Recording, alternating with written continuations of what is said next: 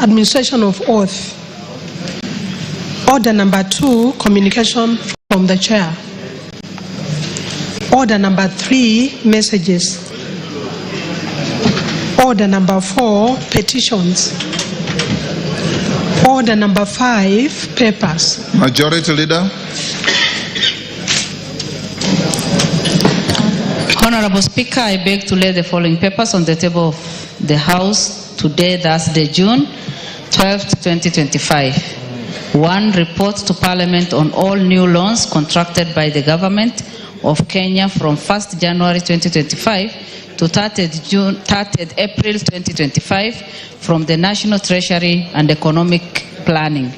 2. The County Government's Budget Implementation Review Report for the first 9 months for the financial year 2024-2025 from the Office of the Controller of Budget. And 3. Reports of the Auditor General and financial statement for the years ended 30th June 2024 and the certificates therein in respect of A. Cardinal Otunga Girls High School, 2. Kiondoni Girls High School, 3. Lugulu Girls High School, 4. Muswani Secondary School, 5. Ingias Girls High School, 6. St. Angela Girls Secondary School, 7. St. Charles Luanga Secondary School, 8. St. Matthias Mulumba Matiani Boys School, 9. St. Monica Girls Mulutu Secondary School, and 10. Vihiga Friends High School. Honorable Speaker, I lay. Thank you. Thank you. Chairperson, Departmental Committee on Administration and Internal Security.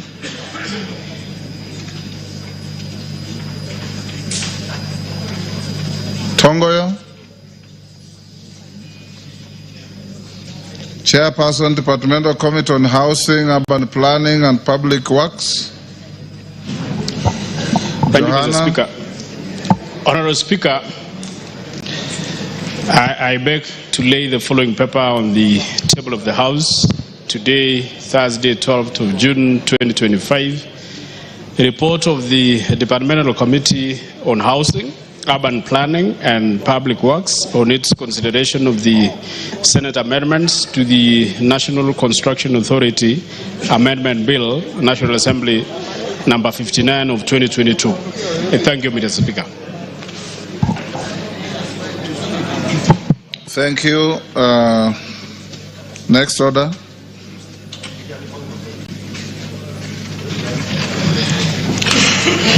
Order number 6, notices of motion.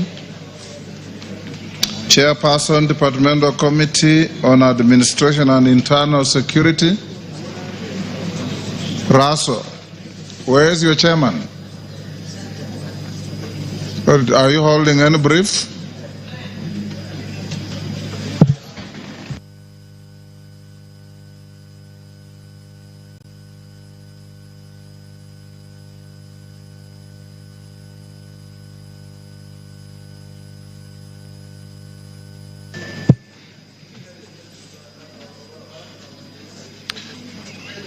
Leader, next order. Order number 7, questions and statements. Majority Leader.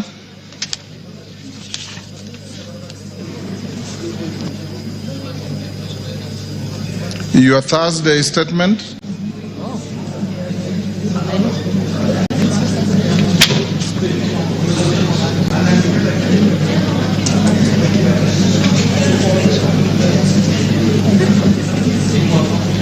Are you ready? Yeah. Go ahead.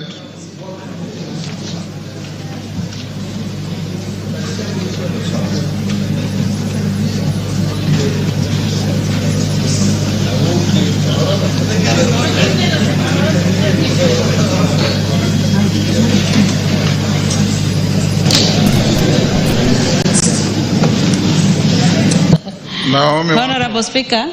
Yes. Pursuant to provisions of Standing Order 4.2a, I rise to give the following statement on behalf of the House Business Committee, which met on Tuesday, 10th June 2025, to prioritize business for consideration during the week. Honorable Speaker, as you had previously communicated, today, Thursday, 12th June, the Cabinet Secretary for the National Treasury and Economic Planning, Honorable FCPA John Mbadi Ngogo, EGH, will make a public pronunciation of the budget highlights and revenue-raising measures for the year 2025-2026 and the medium term.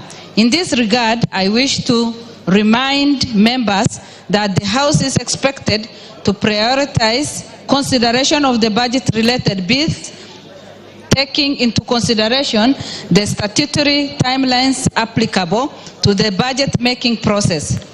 Honorable Speaker, with regard to business scheduled for Tuesday next week, the House is expected to consider the following bills at various stages. Number 1, Committee of the Whole House on the Kenya National Council for Population and Development Bill 2023. And B, consideration of Senate amendment to the National Disaster Risk Management Bill 2023. Number 2, second reading of A, the Finance Bill 2025, and B, the National Cohesion and Integration Bill 2023.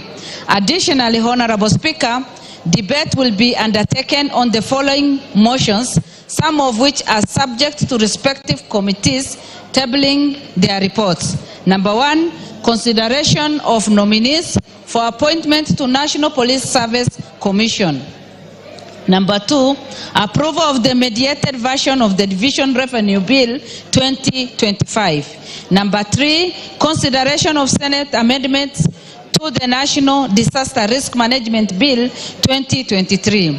Number 4, consideration of the performance audit report on the provision of service to the persons with disability by the National Council of Persons with Disability. And number 5, consideration of comprehensive economic partnership agreement between the Republic of Kenya and the United Arab Emirates. In conclusion, Honorable Speaker, the House Business Committee will reconvene on Tuesday, 17th June 2025 to schedule business for the rest of the week. I now wish to lay this statement on the table of the House and thank you, Honorable Speaker. Thank you, Naomi. Back to order number 5. Chair, Departmental Committee on Administration and Internal Security.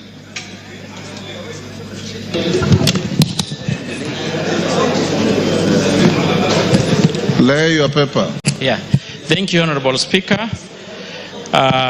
Honorable Speaker, I beg to lay the following papers on the table of the House today, Thursday, 12th June 2025. Report of the Departmental Committee on Administration and Internal Security on its approval hearing of the following nominees for the appointment as members of the National Police Service Commission.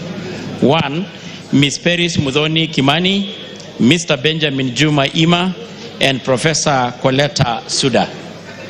Thank you. I laid. At order number 6, proceed to give your notice of motion. Thank you, Honorable Speaker. Honorable Speaker, I beg to give the notice of the following motion, that taking into consideration the findings of Departmental Committee on Administration and Internal Security in its report on the approval hearing of nominees for appointment as members of the National Police Service Commission laid on the table of the House today, the 12th June 2025, and pursuant to the provision of Article 246(2) and 252 of the Constitution and Section 3 and 8 of the Public Appointment Parliamentary Approval Act Cap 7F, approve the appointment of the following nominees as members of National Police Service Commission. 1, Ms. Peris Muthoni Kimani, Benjamin Juma Ima, and Professor Coletta Suda. Thank you, Honorable Speaker. Thank you. At order number 7, Chair, Committee on Security and Internal, on Administration and Internal Security, you have a date with the House. Musa Sirma, be orderly. Please, Nano. Thank you. Thank you, Honorable Speaker. You did instruct me on behalf of this House, Honorable Speaker, to carry interrogation on the NPS, the IG, and the IPOA in regards to the unfortunate death of Albert Ojwang. And Honorable Speaker, I was to give a preliminary report on this House this afternoon, as you did instruct. But Honorable Speaker, we have just finished the interrogation 10 minutes ago, and the Secretariat have reported that they are not done with the report that I was supposed to table on this House. And I will kindly ask to be given up to Tuesday to be able to give a meaningful report before this House. But having said this, Honorable Speaker, good news, Honorable Speaker, the IPOA had confirmed to the committee that they are ready to arrest 3 individuals in connection to the murder of Albert Ojwang, Honorable Speaker. Actually, as early as now. Go on, then call mover. Yeah, I've said, Honorable Speaker. You know, it's not you to guide me. Go on, Tongo, you done? I know, Honorable Speaker, your attention was, of course, disrupted. I've said we are done with the interrogation of IG and IPOA just 10 minutes ago, and the report is not much ready. But I'm happy to report that IPOA had confirmed to us that they are ready to arrest 3 individuals in connection to the murder, as early as actually today. They are even actually looking for IG to give them the police to do the arrest. Thank you. Indeed, I've also been following the proceedings from my chamber, and I know you finished barely 20 minutes ago. Your request is not unreasonable. We will give you to Tuesday. It will be the first issue that will come to the floor of the House. Yes, Deputy Speaker. Thank you, Honorable Speaker. I just wanted to commend the Committee of Internal Security and Administration for the professional manner in which they conducted the interrogation of the DCI and the Interior Ministry in relation to the death of Albert Ojwang. It was not a public gallery theater like that happened in the Senate. They were very clear and very focused and deliberate on ensuring that whatever questions were asked were leading to ensuring that they get justice for the family of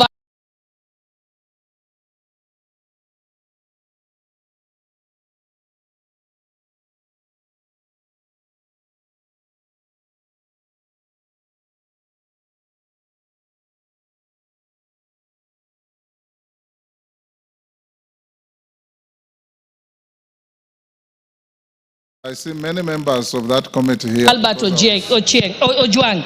So I want to congratulate the committee for their interrogation of the security agencies. Professionalism. Thank you, Honorable Speaker. He told you what remedial action is taking place, and he'll bring a report on Tuesday to which I'll allow you to debate if you wish. Yes, Minority Leader. Mr. Speaker, thank you for your guidance, Mr. Speaker. Yes, but, and it is good that Parliament seized of it, Mr. Speaker, and we have faith in the Committee of National Security of Parliament, Mr. Speaker, to bring us a very detailed report on what happened, Mr. Speaker. Mr. Speaker, this is a young man who has lost his life in a very mysterious way, Mr. Speaker, and the family is grieving.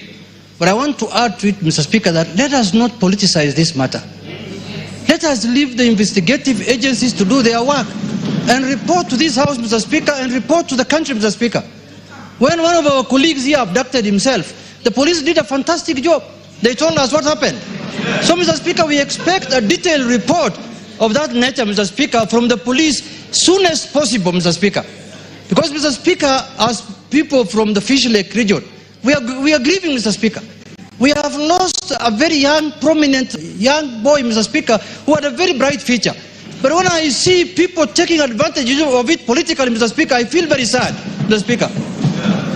So, Mr. Speaker, I am very happy that you directed the Committee of National Security to look into this matter, and also the police and the Independent Police Oversight Authority. Mr. Speaker, I want a report as soon as possible so that we know what happened to our son as people from the South Nyanza region, Mr. Speaker. So, Mr. Speaker, let us not politicize this matter. If you want politics, kill your son and go and mourn on your own, Mr. Speaker.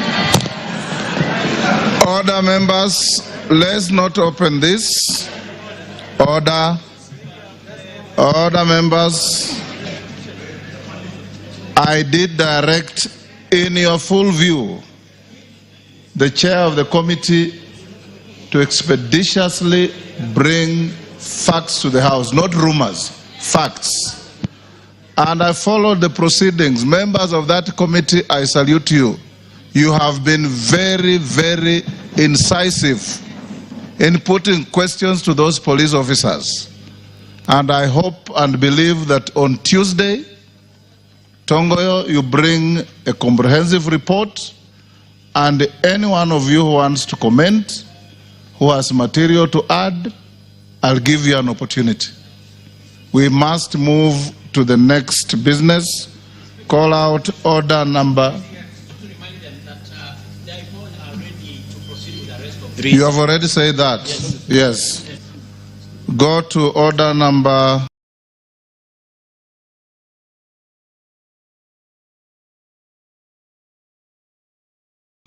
8. Order number 8, motion. Report of the Committee of the Whole House on the Culture Bill, National Assembly Bills number 12 of 2024. Question to be put on that reading.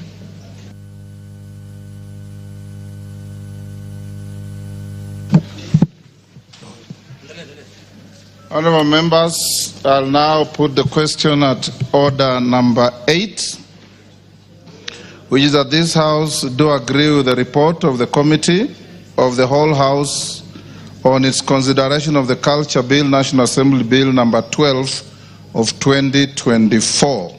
Mover. Honorable Speaker, sir, I beg.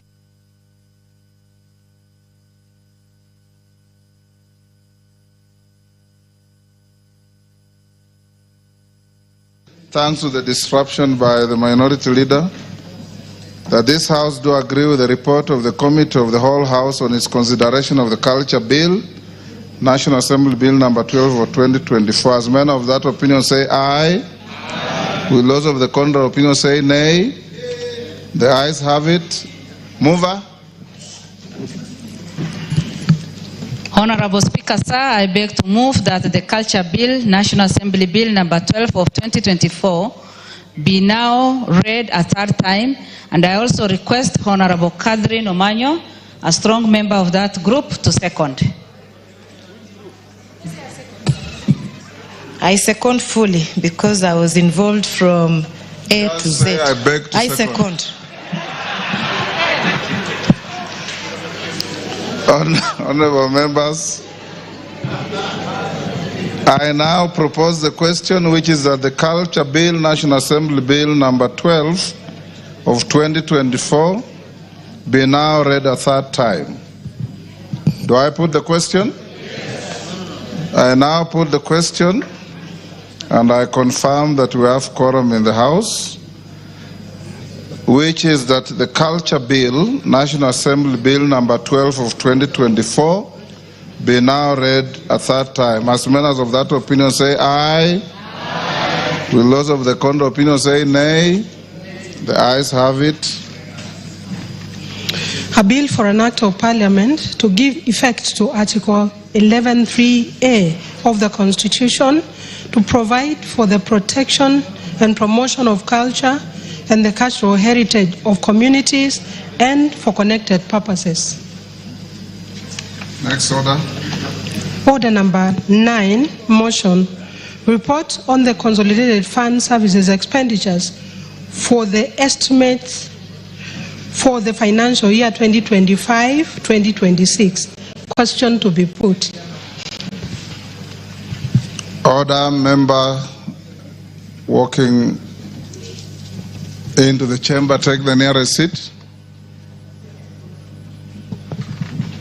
Honourable members, I now put the question at order number 9, which is that this House adopts the report of the Public Debt and Privatization Committee on its consideration of the Consolidated Fund Services for the budget estimates for financial 2025-2026 laid on the table of the House on Wednesday, 11th June 2025. As members of that opinion say aye. Aye. Will those of the contrary opinion say nay? The ayes have it. Next. Order number 10, the Learners with Disabilities Bill, Senate Bill number 4 of 2023. Second reading. Question to be put. Order, members on their feet, take the nearest seats. Kimani, take the nearest seat. I didn't tell you to race across the floor. Honourable members, I now put the question at order number 10, which is the Learners with Disabilities Bill, Senate Bill number 4 of 2023, be now read a second time. As members of that opinion say aye.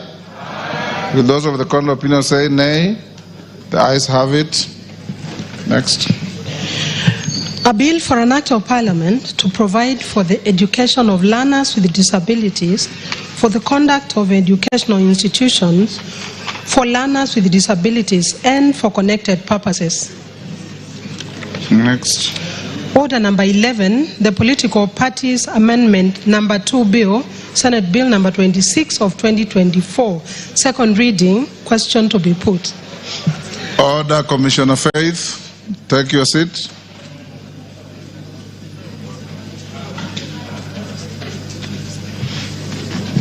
I'll now put the question at order number 11, which is that the Political Parties Amendment number 2 Bill, Senate Bill number 26 of 2024, be now read a second time. As members of that opinion say aye. Aye. Will those of the contrary opinion say nay? The ayes have it. A bill for an act of parliament to amend the Political Parties Act, Cap 7D, and for connected purposes. Next, Chair of Budget Committee, you have Finance, sorry, you have some papers to lay on the table. Honourable Speaker, I beg to lay the following paper on the table of the House today, Thursday, the 12th of June 2025. A report on the Departmental Committee on Finance and National Planning on its consideration of the Finance Bill, National Assembly Bill number 19 of 2025.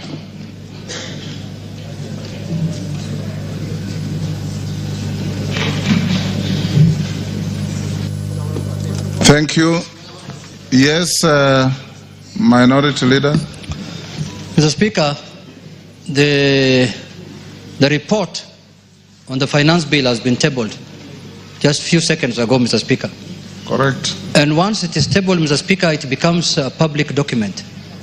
Mr. Speaker, we want to urge the citizenry, together with members of our colleagues, to read the report, because there are 3-4 versions of finance bills in the country, Mr. Speaker, and everybody is talking about his own finance bill.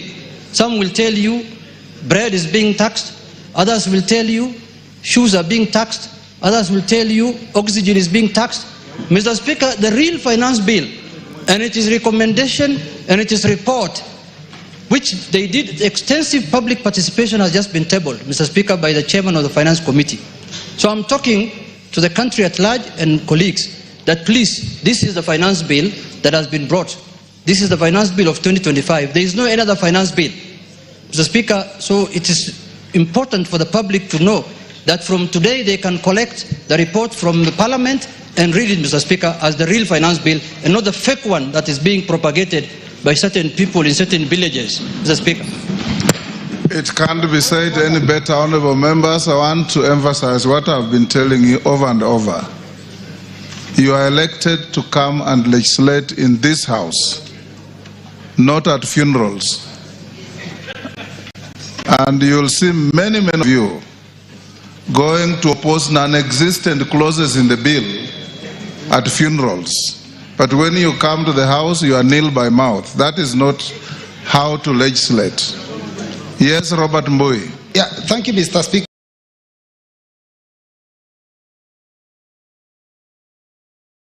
If the finance bill is not being tabled today, it's been around.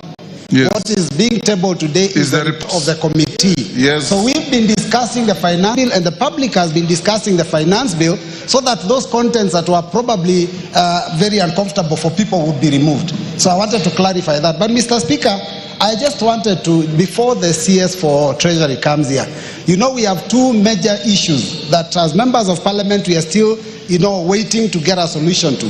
One of them is the issue of CDF funds for this financial year.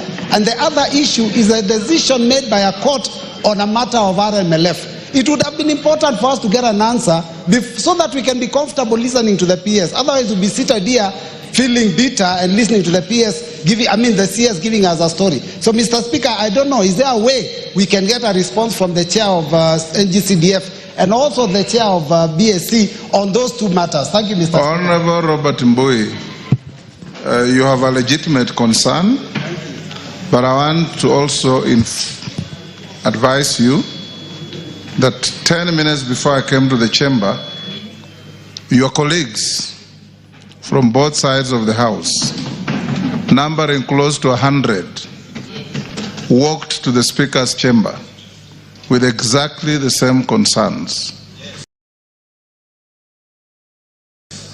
And I did explain to them in very clear terms and details. And we reached an understanding that the worries that you have, since you are not in the meeting, are neither here nor there. We are okay, and you'll be okay. And if you want to order Honorable Naika, it's out of order to do what you are doing, and you are a senior in this house. So, Robert, I know the concerns are legitimate, and the process we are taking are equally satisfactory. So hold your horses on that. I am your last line of defense on all these issues, and you know that. Majority Leader, would you now look for the Minister of National Treasury and walk him into the chamber for the solemn business of this afternoon? Thank you. We can bring the expert in. Bring the expert.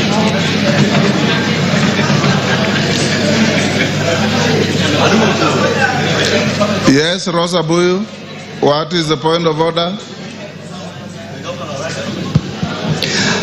Thank you, Speaker. Speaker, I like it that you said the minister, but I also want to add something. Probably you just forgot to mention it, the expert minister. Thank you, Mr. Speaker.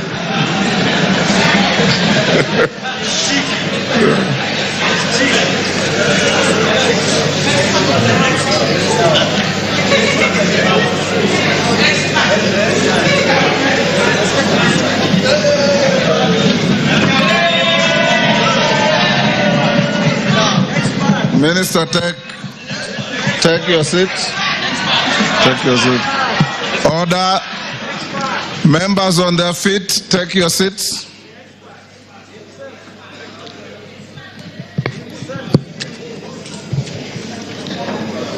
Honorable members, I have a short communication. Honorable members, Section 40 of the Public Finance Management Act, Cap 412A, and the Standing Order 244C. Who is the member with his phone?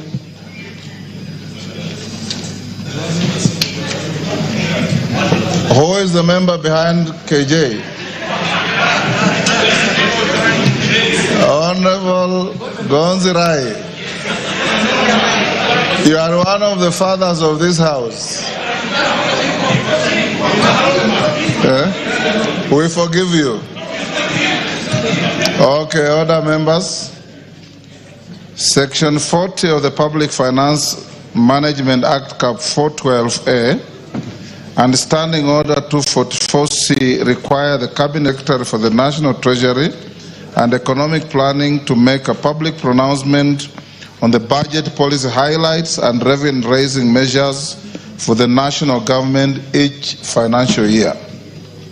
Pursuant to the said provisions, I will shortly interrupt the business of the House to allow the Cabinet Secretary for the National Treasury and Economic Planning to make a public pronouncement on the budget highlights and revenue-raising measures for the national government for the year 2025-2026 and the medium term.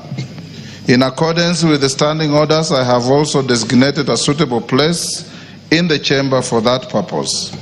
Honourable members, as we welcome the Cabinet Secretary to the National Assembly, I wish to remind the House that today's event is largely ceremonial. No decision will be required on the speech as the supply period, which commences with the consideration of the budget estimates and concludes with the enactment of an appropriation act, is still ongoing. Having said that, honourable members, and before we proceed, I take this opportunity to acknowledge and recognize the presence of distinguished guests in the galleries of the House today, both the Speaker's Gallery and the Public Gallery. They include members of Cabinet, Principal Secretaries, Chairpersons, and Chief Executive Officers of various parastatals, senior government officials, members of the Diplomatic Corps, and development partners. Honourable members, I also wish to recognize and appreciate the presence of university student leaders and their colleagues from our universities across the country, members of Bunge la Wananchi, representatives of various youth and women groups, a group of traders representing a cross-section of our small-scale business community, including border riders who are with us today. On behalf of the National Assembly and on my own behalf, I welcome all of you to the National Assembly. Before I invite the Cabinet Secretary to make the pronouncement, I wish to remind the House that in accordance with the provisions of Standing Order 244C3, the Cabinet Secretary shall be heard in total silence, without question or clarification being sought by any one of you. Honourable members, and you'll only cheer by thumping your feet, not by verbal expressions.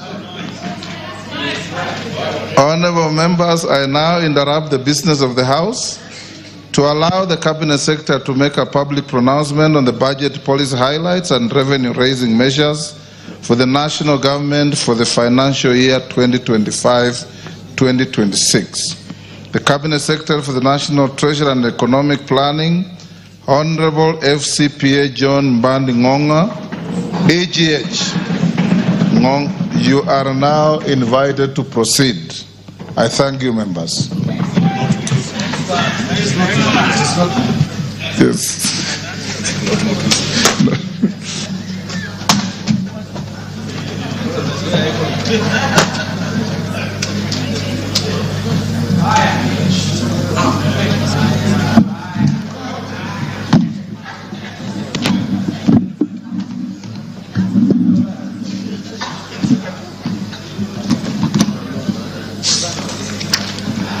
Thank you, Mr. Speaker, and honorable members of the National Assembly. I want to thank you, Mr. Speaker, for granting me this opportunity to read budget highlights and revenue-raising measures for 2025-2026. Mr. Speaker, it is with great honor and privilege that I present to this esteemed House and the people of Kenya the budget statement for the financial year 2025-2026 budget. I make this statement in compliance with Section 40 of the Public Finance Management Act, Cap 412A, and the Standing Order number 241 of the National Assembly. Mr. Speaker, these legal provisions give life to the building constitutional requirements of good governance to which the President and certainly the National Treasury and Economic Planning remain fully committed to.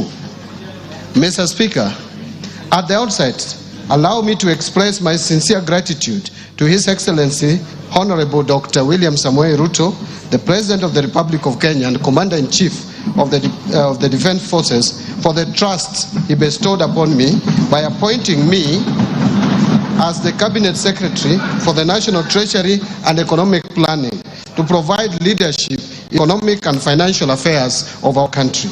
I remain mindful of the aspirations and high expectations of the Kenyan people as I serve in this office. The Constitution protects realization of economic, social and cultural rights, which includes the rights to adequate food, to adequate housing, to education, right to health, to social security, and to take part in cultural life, to water and sanitation, and also right to work.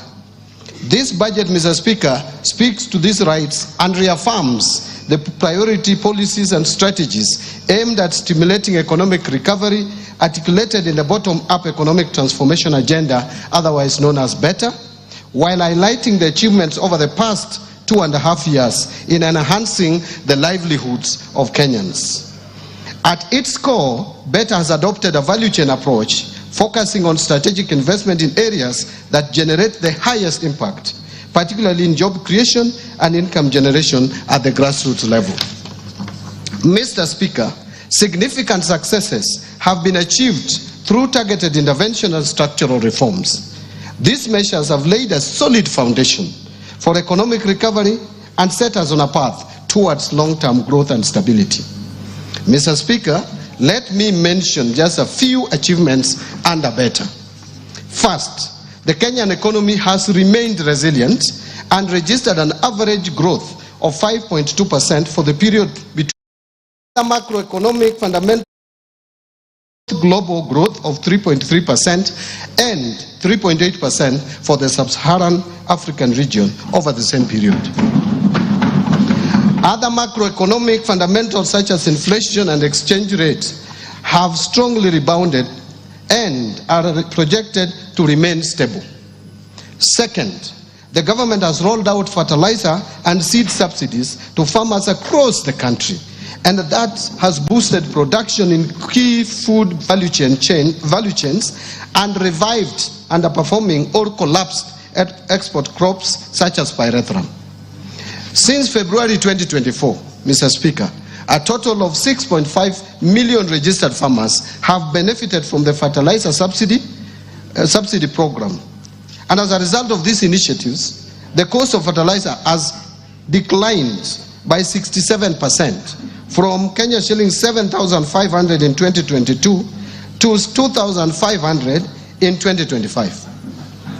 While maize production has increased by 38.9% from 61.7 million bags in 2022 to 85.7 million bags in 2024.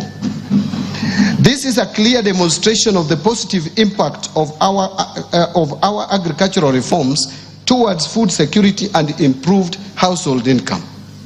Third, to support livelihoods and small businesses, the government has disbursed loans amounting to over 75 billion by the end of May 2025 through the Financial Inclusion Fund, popularly known as the Hustler Fund. This initiative has provided access to affordable credit to over 26 million customers with a strong base of 9 million repeat borrowers and a repayment rate of 79%. A total of 4.5 million borrowers are eligible to be graduated to the mainstream financing institutions. And to build a culture of savings for the future, the fund has also successfully mobilized 4.5 billion in savings from its beneficiaries. Fourth, to enhance the attainment of universal health coverage, the government has expanded social health insurance.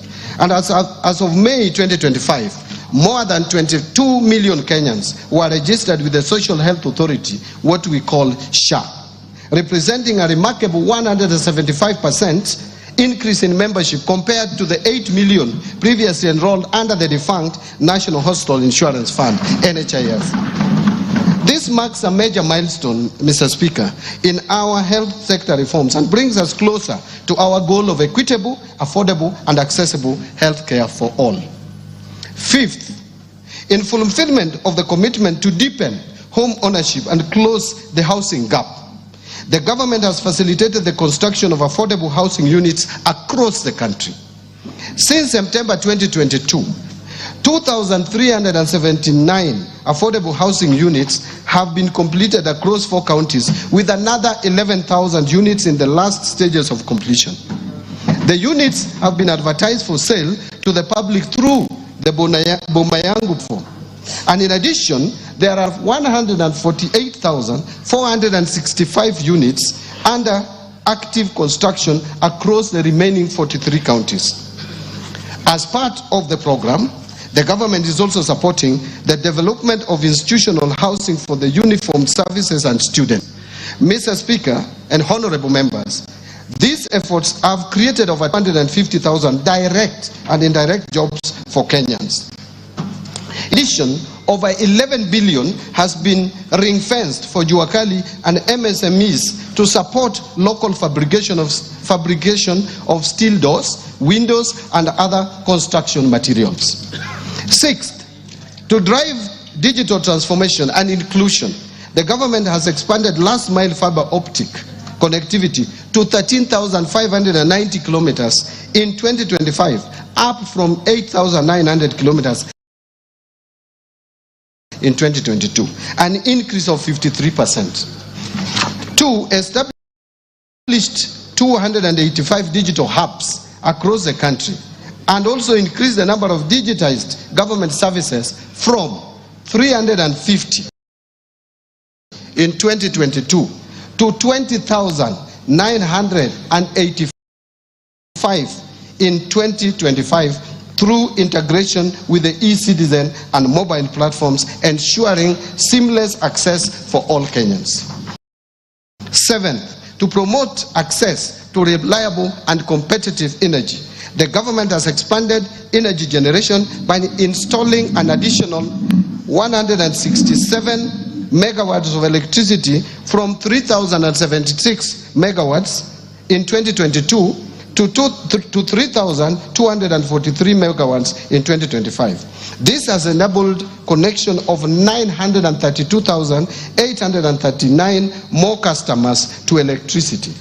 The system peak has increased from 2,149 megawatts of electricity in July 2022 to 2,316 megawatts of electricity in February 2025. The total number of customers connected to electricity has increased to 10 million in 2025 from 8.9 million in 2022. Eighth, to boost education and training outcomes in the country as a tool of creating equality in the society, the government has invested significant resources and implemented radical changes in the education sector, and these include resolving the uncertainty around the competency-based curriculum, CBC, launching of the Kenya Education Management Information System to consolidate all existing student registers from early childhood development to institutions of higher learning into a single centralized database. And 3, rolling out of a new student-focused higher education focusing model with special emphasis for students from vulnerable families. Additionally, in order to improve the teacher-student ratio, the government has recruited 76,000 teachers, including junior secondary school teachers. 9th, to enhance domestic and regional connectivity, boost rural productivity, improve urban informal settlements, and reduce urban congestion, this government has constructed an additional 1,574 kilometers of roads and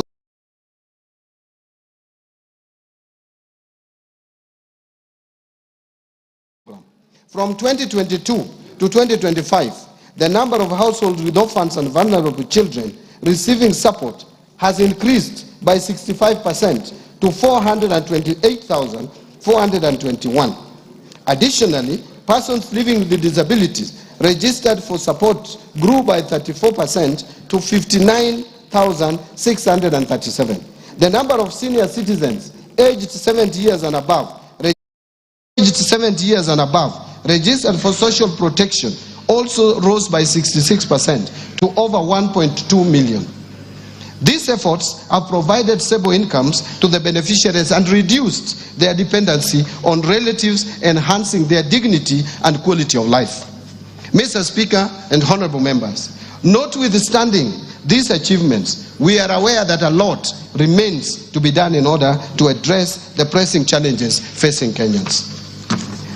And Mr. Speaker, in this year's budget making process, we accorded Kenyans an opportunity to share their views on how to address the economic challenges facing our country.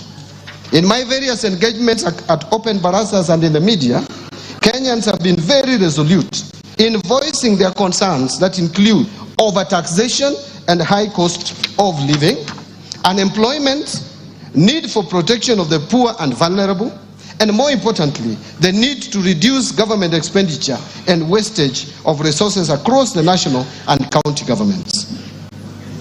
Mr. Speaker, I am alive to these domestic challenges facing Kenyans and the external factors such as geopolitical tensions and shifting global trade dynamics that lead to escalation of the cost of essential commodities in the country, requiring comprehensive responses by government.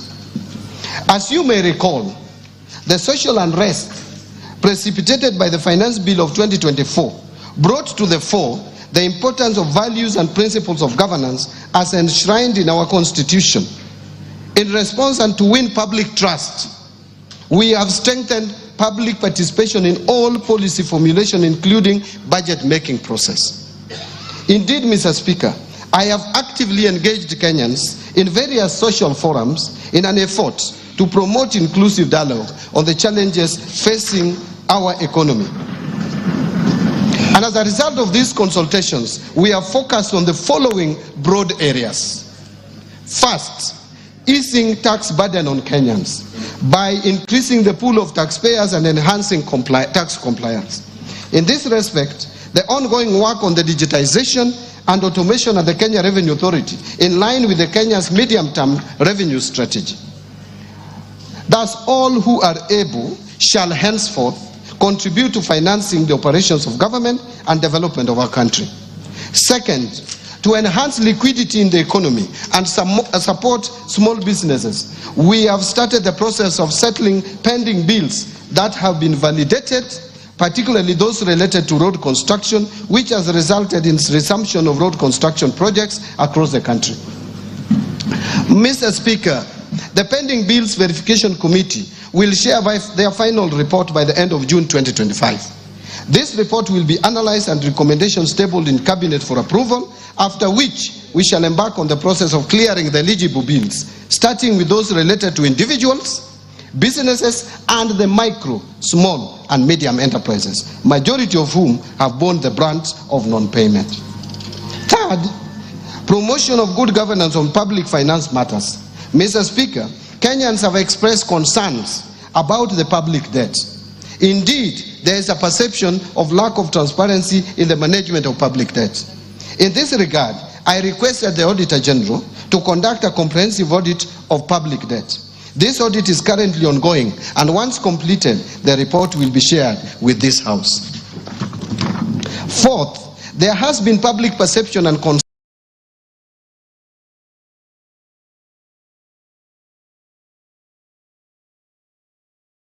2026 budget, which is the first time it is used, and which budget I submitted to this House on the 30th of April 2025. Second, in response to concerns on unrealistic revenue projections, we have reduced revenue projection to be in line with the trends. Therefore, Mr. Speaker, revenue projections in the financial year 2025-26 budget and over the medium term are consistent with the growth of the economy. Fifth, Mr. Speaker, in order to improve governance in the public procurement process, I launched the e-procurement system on April 7, 2025. And beginning of 1st July 2025, all procurement by ministries, departments, and agencies will be done through the e-procurement system without any exception. This will reduce the opaqueness and save government resources, estimated at 10% of procurable budgets.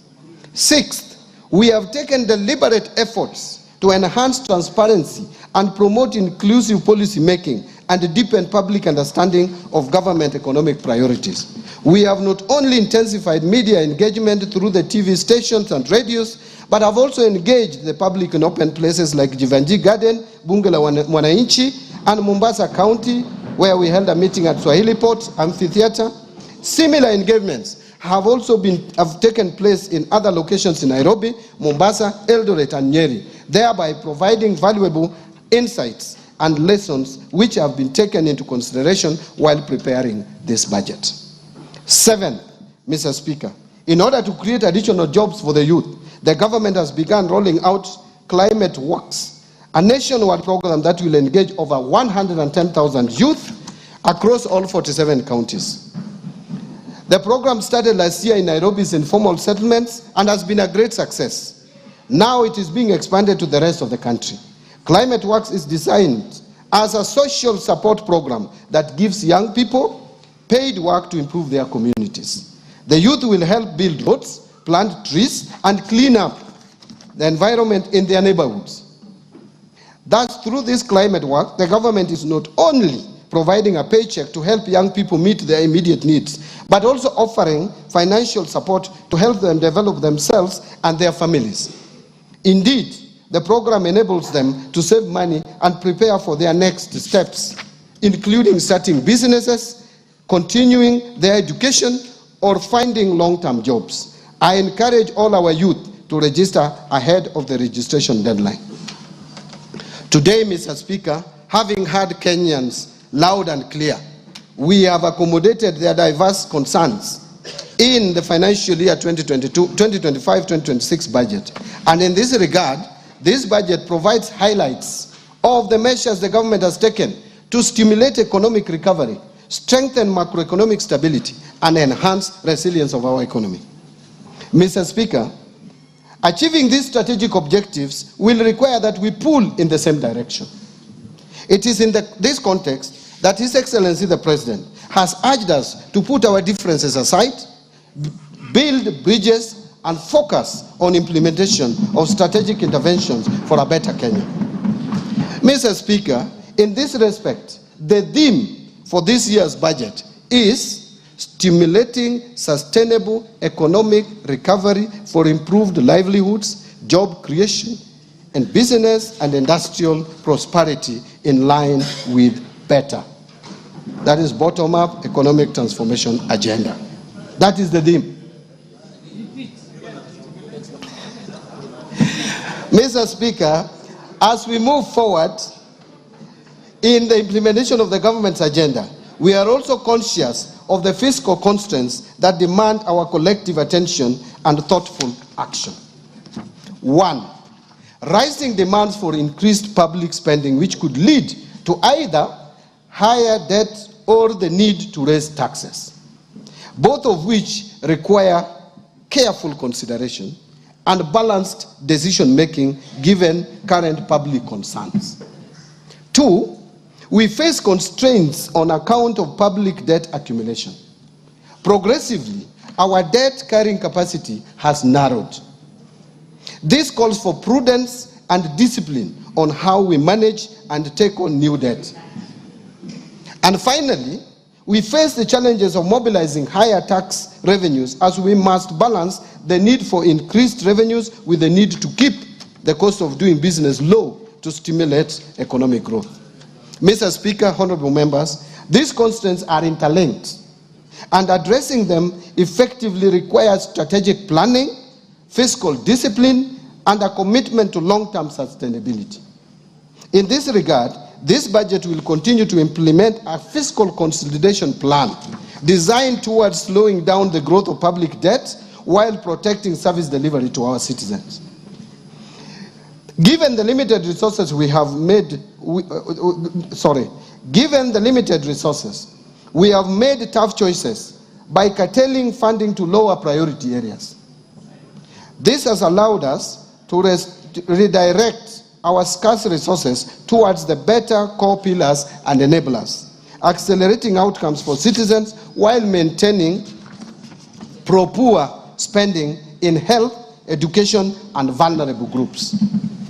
Mr. Speaker, the rest of my statement will present the economic context around which this budget is prepared, policy priorities and structural reforms under better, the proposed resource allocations as well as revenue-raising measures that the government will implement in the financial year 2025-2026 budget.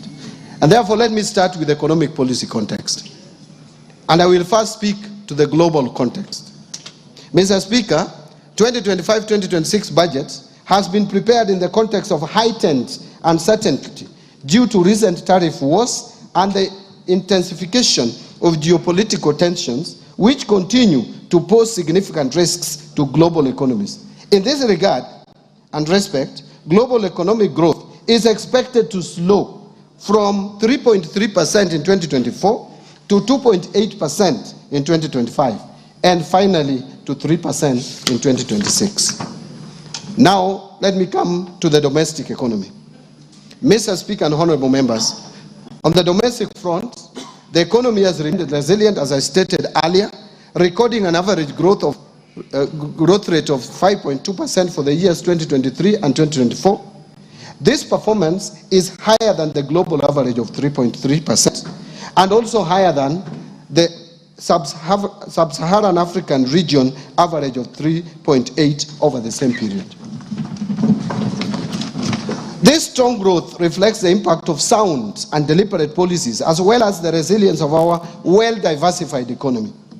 These factors have enabled us to withstand significant domestic and external shocks while maintaining a steady path of progress. In 2024, the economy grew by 4.7%, supported by positive growth in all sectors except construction and mining. This growth was lower compared to 5.7% in 2023, mainly due to adverse effects of floods in the second quarter and the anti-finance bill protests in the third quarter of 2024 that disrupted economic activities. In fact, our economy closed down for about 3 months. Mr. Speaker, the government's policy interventions have strengthened the macroeconomic indicators as reflected in the following achievements. Number one, inflation rate has declined to 3.8% in May 2025 from a peak of 9.6% in October 2022. The prices of essential food items, including sugar, milk, maize flour, wheat flour, bread, and rice, among others, have eased. For example, the price of 2 kilograms of sifted maize flour has declined to 156.9 shillings in May 2025 from Kenya shillings 177.7 in October 2022. Similarly, cost of energy and power has also come down over the same period. Second, in response to the decline in inflation, the Central Bank of Kenya has gradually eased monetary policy, lowering the central bank rate from 13% in August 2024 to 9.75% in June 2025. With the easing of monetary policy stance, interest rates have been declining. For example, the 91-day Treasury bills rates have declined from an average of 15.9% in May 2024 to 8.3% by May 2025. In addition, the average commercial bank lending rates that peaked at 17.2% in November 2024 have since declined to 15.7% in April 2025 and are expected to decline further. This decline has not only reduced the cost on government debt, but is also expected to stimulate lending by banks to the private sector and support economic activity. And third, foreign exchange market has remained stable, supported by a narrowing in the current account deficit and improved investor sentiment and confidence in our economy. The current account deficit narrowed to an all-time low at 1.3% of GDP in 2024 from 2.5% of GDP in 2023, supported by export of goods, resilient tourism, and remittance inflows, and a contraction in food imports. As a result, our foreign exchange reserves have increased to their highest levels and stood at US $10.5 billion, which is equivalent to 4.7 months of import cover by 30th of May 2025 and continue to provide adequate cover and a buffer against any short-term shocks in the foreign exchange market. The exchange rate against the US dollar has also appreciated from 159.7 to the dollar in January 2024 to stabilize at Kenya shillings 129.3 shillings to the dollar by 30th of May 2025. Mr. Speaker, the economy is expected to sustain growth momentum in 2025 and 2026, with the growth projected at 5.3% per year. And Mr. Speaker, this growth outlook is premised on a stable macroeconomic environment over the medium term. To foster macroeconomic stability, the government will continue to uphold prudent monetary and fiscal policies, ensuring that our actions remain aligned with the evolving needs of the economy and of the Kenyan people. As part of the process, the government will work to ensure that inflation remains within the targeted range, maintain a competitive exchange rate to the dollar, and deliver stable interest rates. Fiscal policy stance over the medium term will continue to support the government's priority programs under better through a growth-oriented fiscal consolidation path. And as such, the fiscal deficit is projected to decline from 5.3% of GDP in the financial year 2023-24 to 2.7% of GDP in the financial year 2028-2029. Mr. Speaker, Kenya's economic outlook faces both external and domestic risks.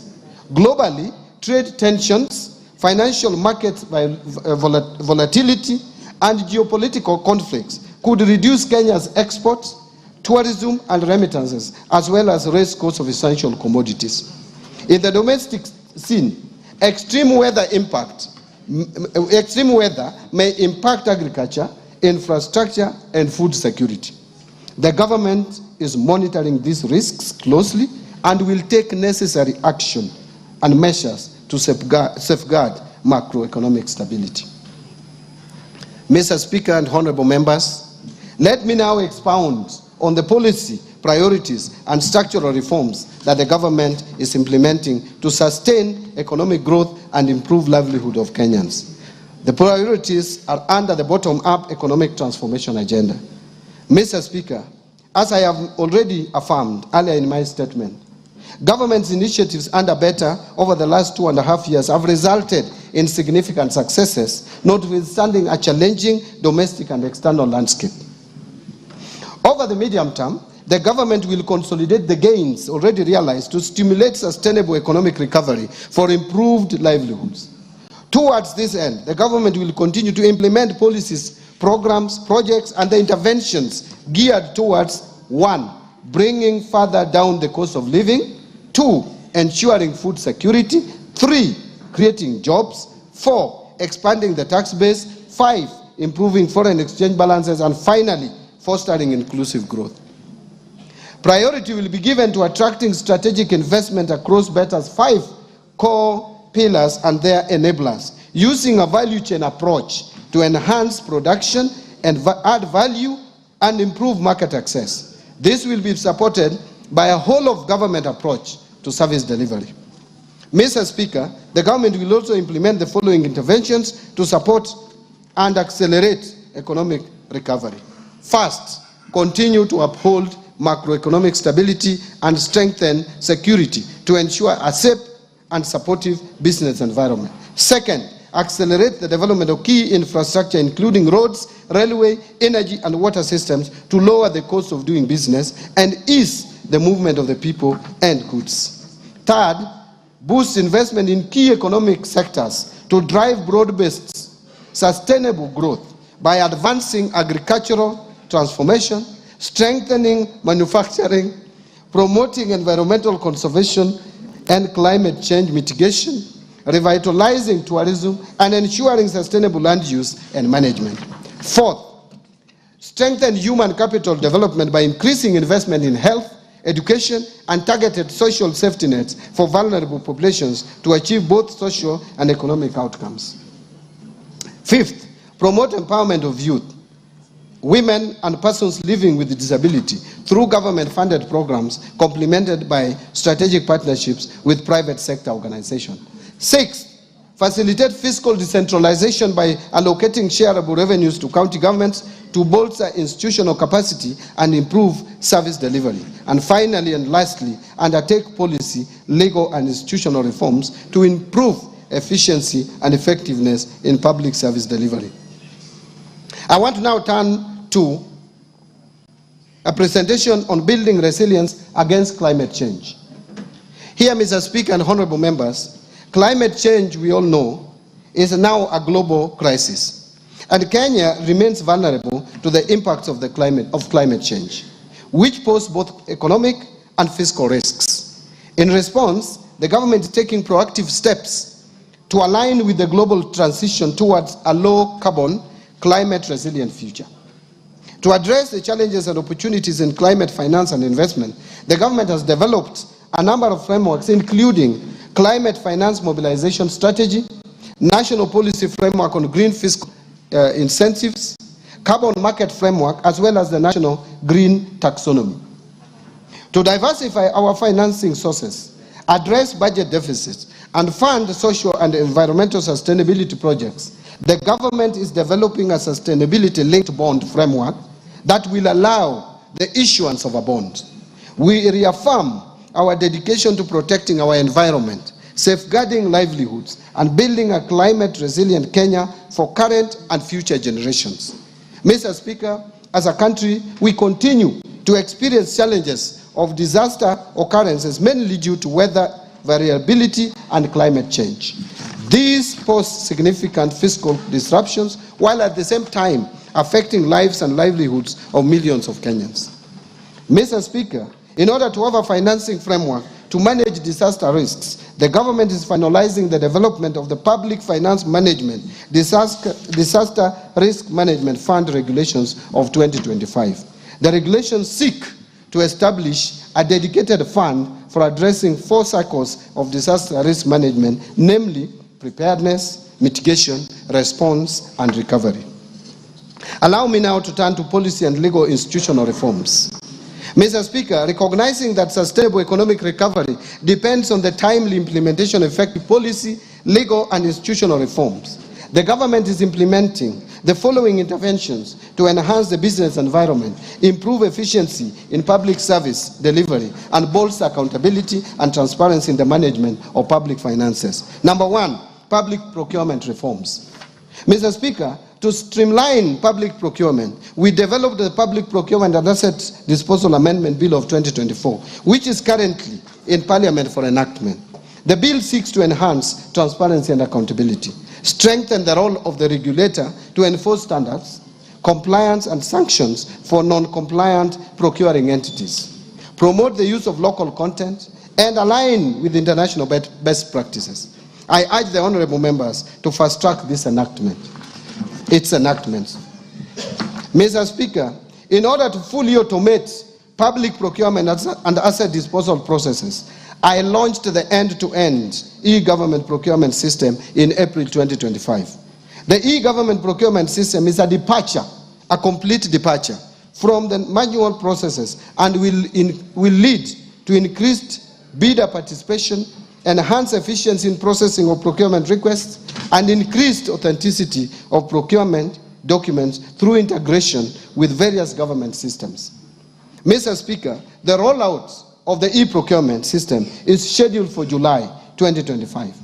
In order to ensure effective use of this system, the National Treasury rolled out the training of end users from procuring entities in both the national and county governments on the e-government procurement system phase 1 modules that cover procurement planning to contract management. We have since trained suppliers, and to date 400 e-government procurement system end users comprising public finance management staff and suppliers from both the national and county governments have been trained in readiness for full rollout in July 2025. Next, I want to speak to restraining growth of public sector wage bill, which has been of serious concern. Mr. Speaker, the government continues to implement measures aimed at reducing the ratio of the government wage bill as a share of tax revenue, with a view to free much-needed resources for priority social and development spending. The government will implement the following initiatives to control the wage bill. First, the government will fully implement the unified human resource management system across all public sector entities by July 2025. This initiative is part of broader efforts to enhance public sector efficiency, improve management of wage bill, and ensure the effective utilization of public funds.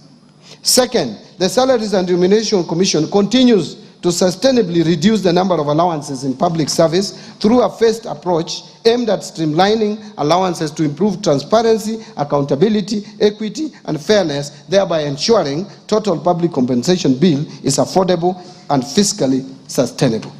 To this end, the Salaries and Remuneration Commission will progressively review allowances and benefits in the future collective bargaining agreements, aligning them to the allowances policy guidelines for the public service. Allow me now to turn to state corporation reforms. Mr. Speaker and honorable members, state corporations are a major source of fiscal risks to public finances due to management and operational inefficiencies. An assessment conducted by the National Treasury to determine viability of state corporations identified critical gaps and vulnerabilities. Mr. Speaker, to address the vulnerabilities, the Cabinet in January 2025 approved reforms to streamline state corporations and enhance governance and accountability of the corporations. The reforms target to address operational and financial inefficiencies, enhance service delivery, and reduce over-reliance on exchequer support by state corporations. The approved reforms include the following. First, merger of 42 state corporations into 20 entities to improve operational efficiency and eliminate redundancy, as some have duplicating and or overlapping mandates. Second, dissolution of 25 state corporations and their functions transferred back to their parent ministries or other state corporations. Third, restructuring 6 state corporations to align their mandates for improved performances. Fourth, declassification of 4 public funds currently categorized as state corporations and transferring their functions back to the relevant ministries. And fifth, declassification of 13 professional bodies currently categorized as state corporations to private entities with no exchequer budget. Mr. Speaker,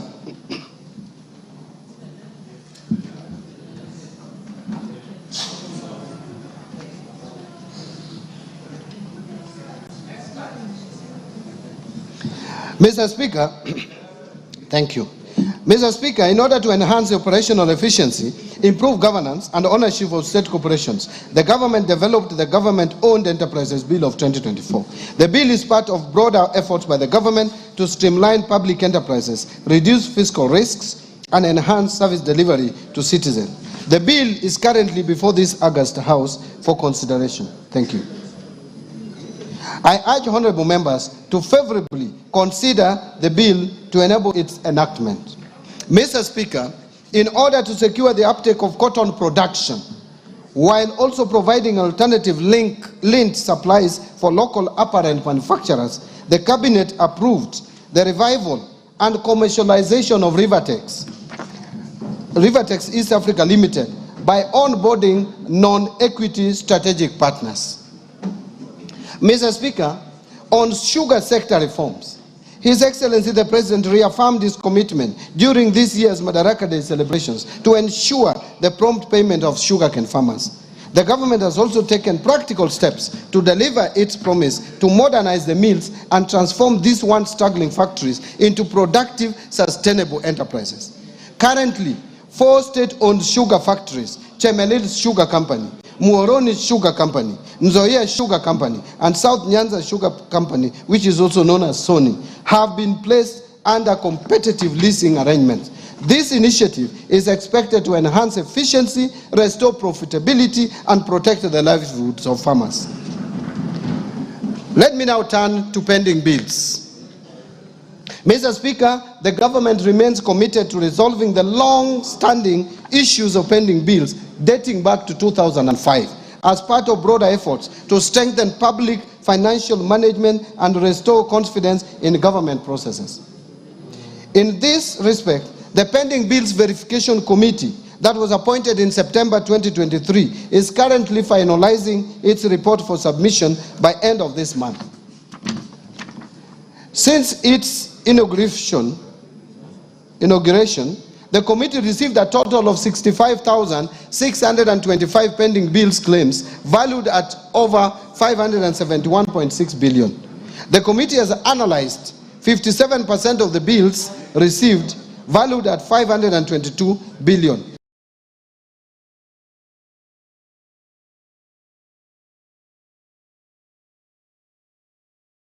The 57% is in terms of numbers. Out of this, a total of 229 billion has been recommended for settlement. Once the committee submits its report, we shall submit the recommendations to Cabinet for approval to settle the pending bills. Let me now speak to national assets and inventory management reforms.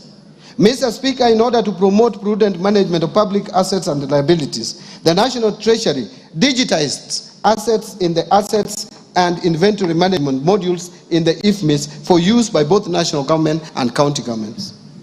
Already, 52 state departments have gone live on the IFMIS asset module and are at various stages of uploading their registers for 6 asset categories, namely land, building, motor vehicles, ICT equipment, office equipment, and furniture and fittings. In addition, a roadmap is in place to roll out the module to the county government, and this reform will enable accounting officers have visibility of all assets and inventory under their control and facilitate optimal assets utilization. Mr. Speaker and honorable members, to enhance the management and utilization of public assets, the government is developing a policy on public sector asset valuation. The policy will support accurate financial reporting, strengthen fiscal discipline, and inform evidence-based public investment decisions. In addition, the government will develop framework to facilitate identification of public sector assets, and this will ensure accuracy and completeness of assets register, which are critical for transition to accrual basis of accounting. On financial sector reforms, Mr. Speaker, the banking sector has remained stable and resilient with a strong asset base, which grew by 1.5% from 7.6 trillion in April 2024 to 7.7 trillion in April 2025. To anchor the banking sector to continue playing its role in Kenya's socio-economic transformation, various reforms have been implemented, which include, first, the Central Bank of Kenya lifted the moratorium on licensing of new commercial banks in Kenya in April 2025. This is expected to attract foreign direct investment in the sector, resulting in competition and consequently reduce lending rates. Second, to promote the greening of banking sector, Central Bank of Kenya in April 2025 issued the Kenya Green Finance Taxonomy and the Climate Risk Disclosure Framework for implementation by the sector. The Kenya Green Finance Taxonomy is a tool to classify whether particular economic activities are green or environmentally sustainable and promote the transition to a low carbon economy. The Climate Risk Disclosure Framework is aimed at enabling banks to integrate climate-related risks into their governance, strategy, risk management, and disclosure frameworks. It is also intended to enable banks to leverage on business opportunities from efforts to mitigate and adapt to climate change. And third, issuance of guidelines on global liquidity standards and leverage ratios. The Central Bank of Kenya in April 2025 issued guidelines on liquidity coverage ratio, net stable funding ratio, and leverage ratio for the banking sector. These guidelines will enhance the banking sector's liquidity and capital frameworks to promote greater financial stability and resilience, thereby ensuring that banks have the ability to withstand unexpected shocks, maintain stable funding, and manage their risk profiles effectively. Mr. Speaker, the Central Bank of Kenya, in collaboration with the National Treasury and other stakeholders, are developing the National Financial Inclusion Strategy for the period covering 2025 to 2028. The strategy provides a consolidated framework for advancing financial inclusion agenda to meet the needs of all Kenyans through deepening access and usage of financial services, enhancing quality of affordable financial products that meet consumer demands. Mr. Speaker, to strengthen digital finance in Kenya, the government will continue to implement the National Payment Strategy for the period 2022 to 2025 and fast-track finalization of a national policy on digital finance. In order to reform and modernize the national payment system, Central Bank of Kenya is doing the following. 1. Undertaking a comprehensive review of the national payment system legal and regulatory framework. 2. Implementing a fast payment system that seeks to address persistent challenges in interoperability, affordability, and the high cost of digital transaction. And 3rd, effective 1st July 2025, the Kenya Electronic Payment and Settlement System will transition to a 24/7 settlement capability. This will support round-the-clock trade, enable faster clearing of government payments, facilitate real-time business-to-business transactions, and provide greater flexibility for consumers and financial institutions. Mr. Speaker, following the grey listing of the Republic of Kenya by the Financial Action Task Force in February 2024, the government has continuously addressed the technical deficiencies identified in Kenya's Mutual Evaluation Report, which was published by Eastern and Southern Africa Anti-Money Laundering Group in September 2024. Mr. Speaker, as you are aware, one of the technical deficiencies identified in the Kenya's Mutual Evaluation Report was lack of a policy and regulatory framework to the virtual assets and virtual assets service providers. In order to regulate this sector, the government has developed the Virtual Asset Service Providers Bill 2025, which is currently before Parliament. Again, I urge honorable members to fast-track its enactment. On capital markets development, to further deepen the capital markets, the government continues to review the legal and regulatory framework to address emerging issues in the sector. In particular, the government overhauled the public officer regulations and collective investment schemes regulations to spur uptake of products while ensuring that investors are protected. The government has also approved new regulatory frameworks to support credit ratings and alternative investment funds, which have attracted a lot of interest from investors. Further, the government is in the process of reviewing the regulatory frameworks for licensing, margin trading, conduct of business for market intermediaries and mergers, acquisitions, and takeovers. Once in place, these regulations will reinvigorate capital markets activity and make our capital markets more facilitative and efficient. Mr. Speaker, to diversify the government sources of financing, a Sukuk bond has been issued while other Sharia-compliant products are in the pipeline. The first Sukuk bond raised 3.2 billion, which has been effectively deployed in the affordable housing program and pension reforms. Mr. Speaker, in the Tax Laws Act, Mr. Speaker, now I turn to the pension reforms.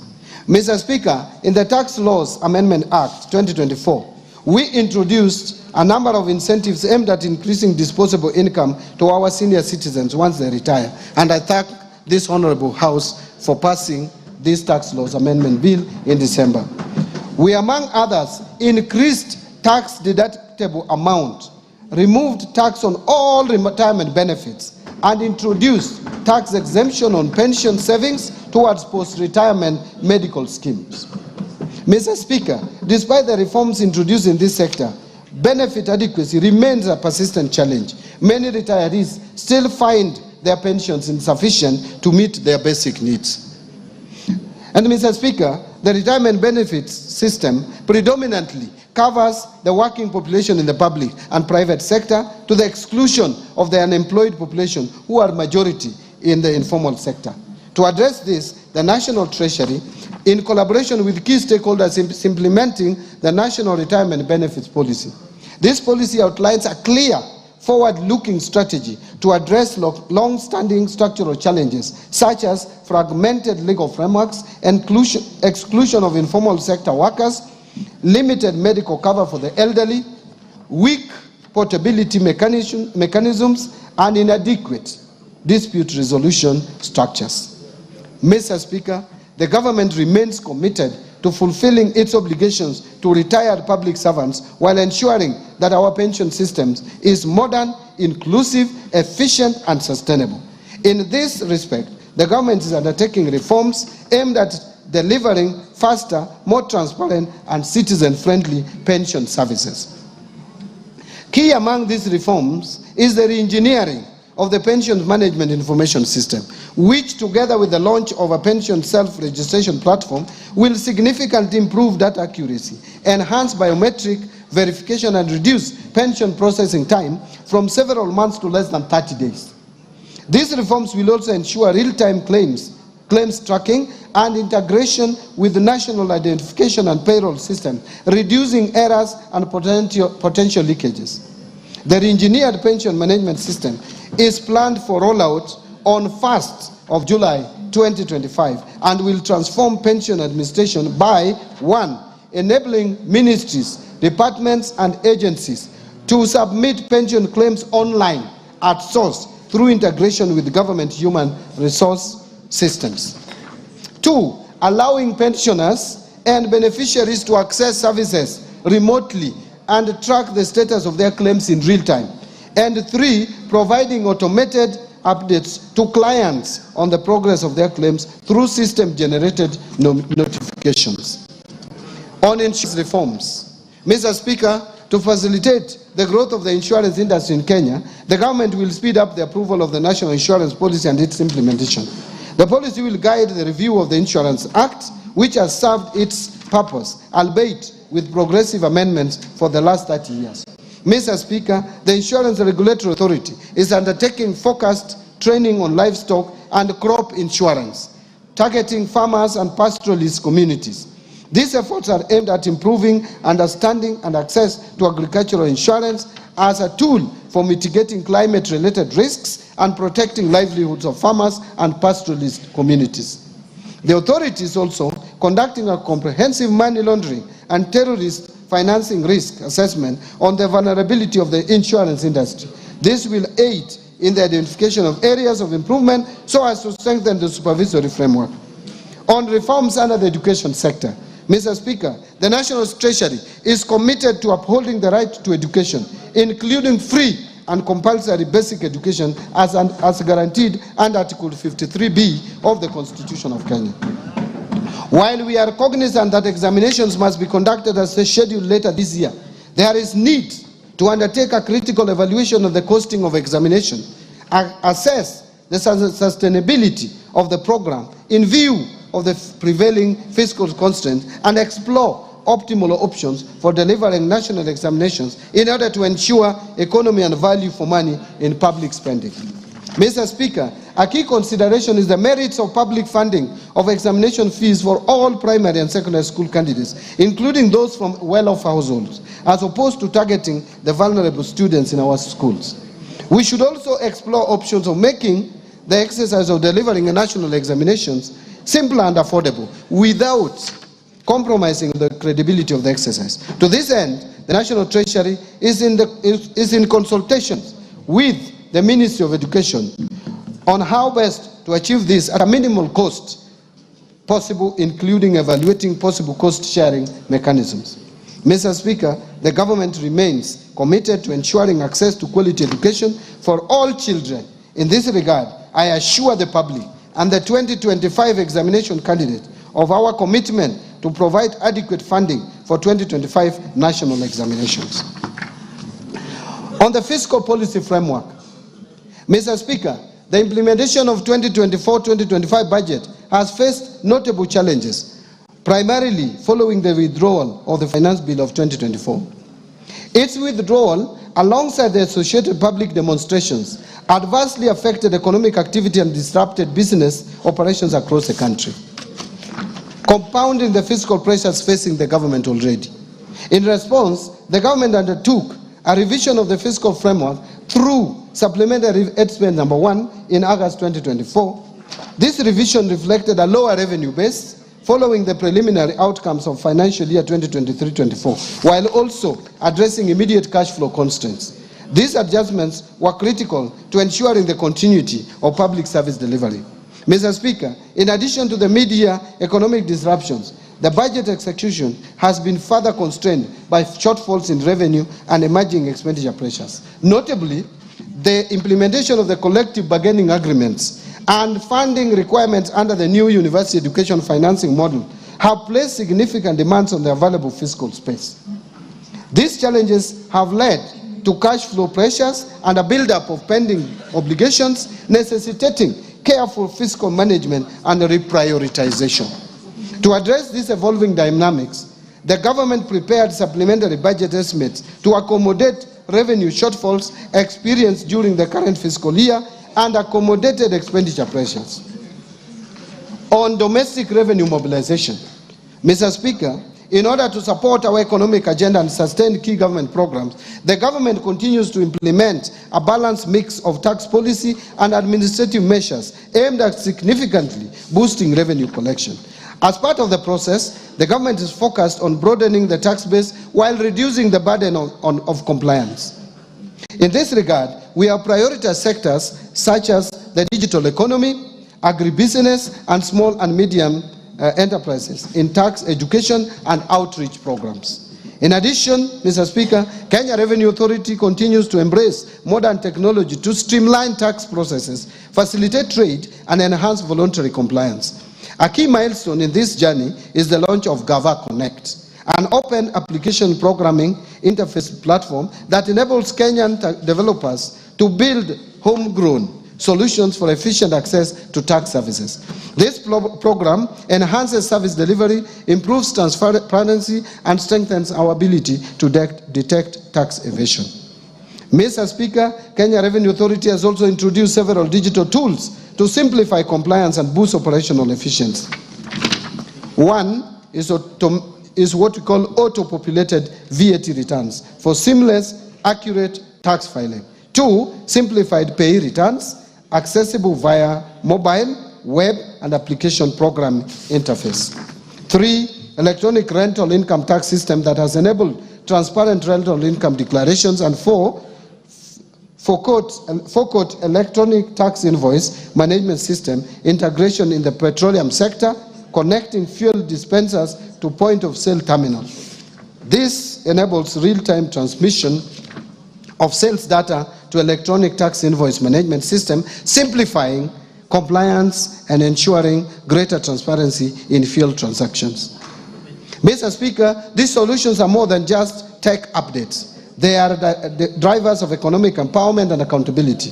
Indeed, by simplifying tax procedures, developing user-friendly digital platforms, and providing on-the-ground support, Kenya Revenue Authority is nurturing a fair and inclusive tax culture, one that enables businesses to thrive while meeting their obligations. Mr. Speaker, building on the progress made, our focus in the financial year 2025-26 and over the medium term will be to strengthen domestic resource mobilization through the following key initiatives. First, continue with the implementation of the national tax policy and the medium-term revenue strategy to provide a consistent and predictable framework for tax administration and policy formulation. Second, continue with the automation of tax administration processes to improve the overall efficiency of the tax system. And third, enhancing non-tax revenue collection by enabling ministries, departments, and agencies to generate income through the services they provide to the public. Mr. Speaker, as part of our broader fiscal reform agenda, the government is undertaking targeted tax administrative reforms aimed at strengthening our revenue base and promoting inclusive economic growth. These reforms will focus on 3 key objectives. First, reducing tax expenditures. Mr. Speaker, tax expenditures stood at 3.38% of GDP in 2023. To unlock additional revenue for national government, we must reduce that tax expenditure. Second, expanding the tax base and enhancing compliance, in line with the goals set out in the medium-term revenue strategy. And third, streamlining the tax structure to encourage domestic production, attract investment, and stimulate economic growth. Mr. Speaker, allow me to speak to improving efficiency of public expenditure. Here, Mr. Speaker, in our continued effort to ensure prudent fiscal management, the government will sustain and deepen measures aimed at strengthening expenditure control and enhancing the efficiency and effectiveness of public spending.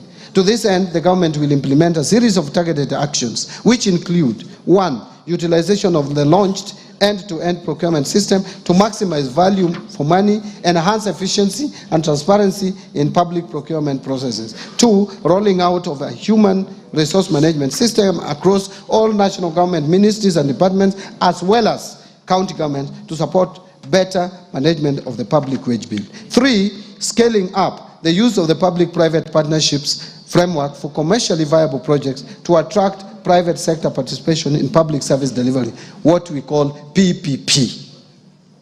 4.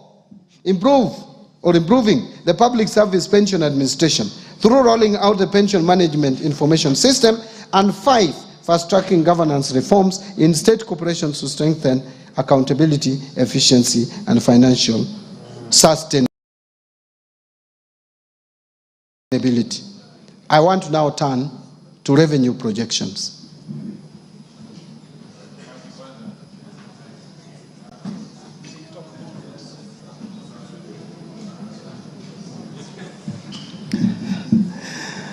Mr. Speaker, honorable members, based on the outlined policy measures and structural reforms, total revenue collections, including appropriation in aid, for the financial year 2025-26 budget is projected to be at 3,321.8 billion, equivalent to 17.2% of GDP. Of this amount, ordinary revenue is projected at Kenya shillings 2,754.7 billion, which is equivalent to 14.3% of GDP. And ministerial appropriation in aid, or if you like, non-tax revenue, is projected at 567 billion shillings. Grants are projected at 46.9 billion, or 0.2% of the GDP. Having talked about revenue projections, let me now turn to expenditure projections.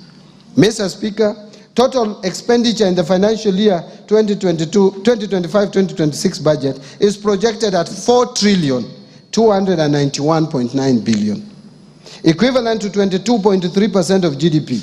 And of this, recurrent expenditures will amount to 3,134.4 billion, equivalent to 16.3% of GDP. And development expenditures, including allocations to domestic and foreign finance projects, contingency fund, and equalization fund, will amount to 693.2 billion, equivalent to 3.6% of GDP. Total allocation to county governments is projected at 474.9 billion, of which equitable share is 405.1 billion. Fiscal deficit and financing. Mr. Speaker, the resultant fiscal deficit, including grants, is projected at 923.2 billion, which is equivalent to 4.8% of GDP, down from the estimated 997.5 billion, or 5.7% of GDP in financial year 2024-25. The fiscal deficit for the financial year 25-26 budget will be financed by net external borrowing of 287.7 billion, equivalent to 1.5% of GDP, and net domestic borrowing of 635.5 billion, which is equivalent to 3.3% of GDP. Public debt management. Mr. Speaker, Kenya's public debt is projected to remain with these sustainable levels over the medium term.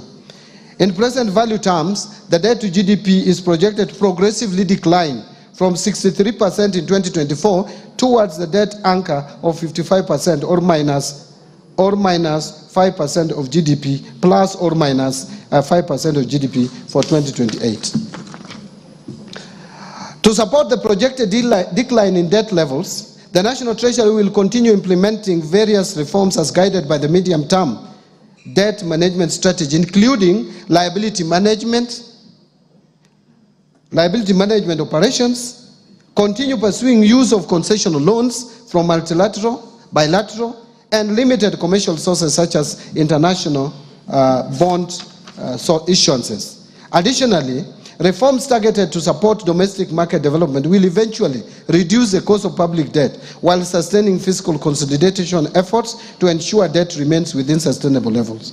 Further, the government will explore emerging funding instruments such as debt swaps, diaspora bonds, sustainability-linked bonds, and environmental, social, and governance debt instruments to fund budget deficit and manage public debt.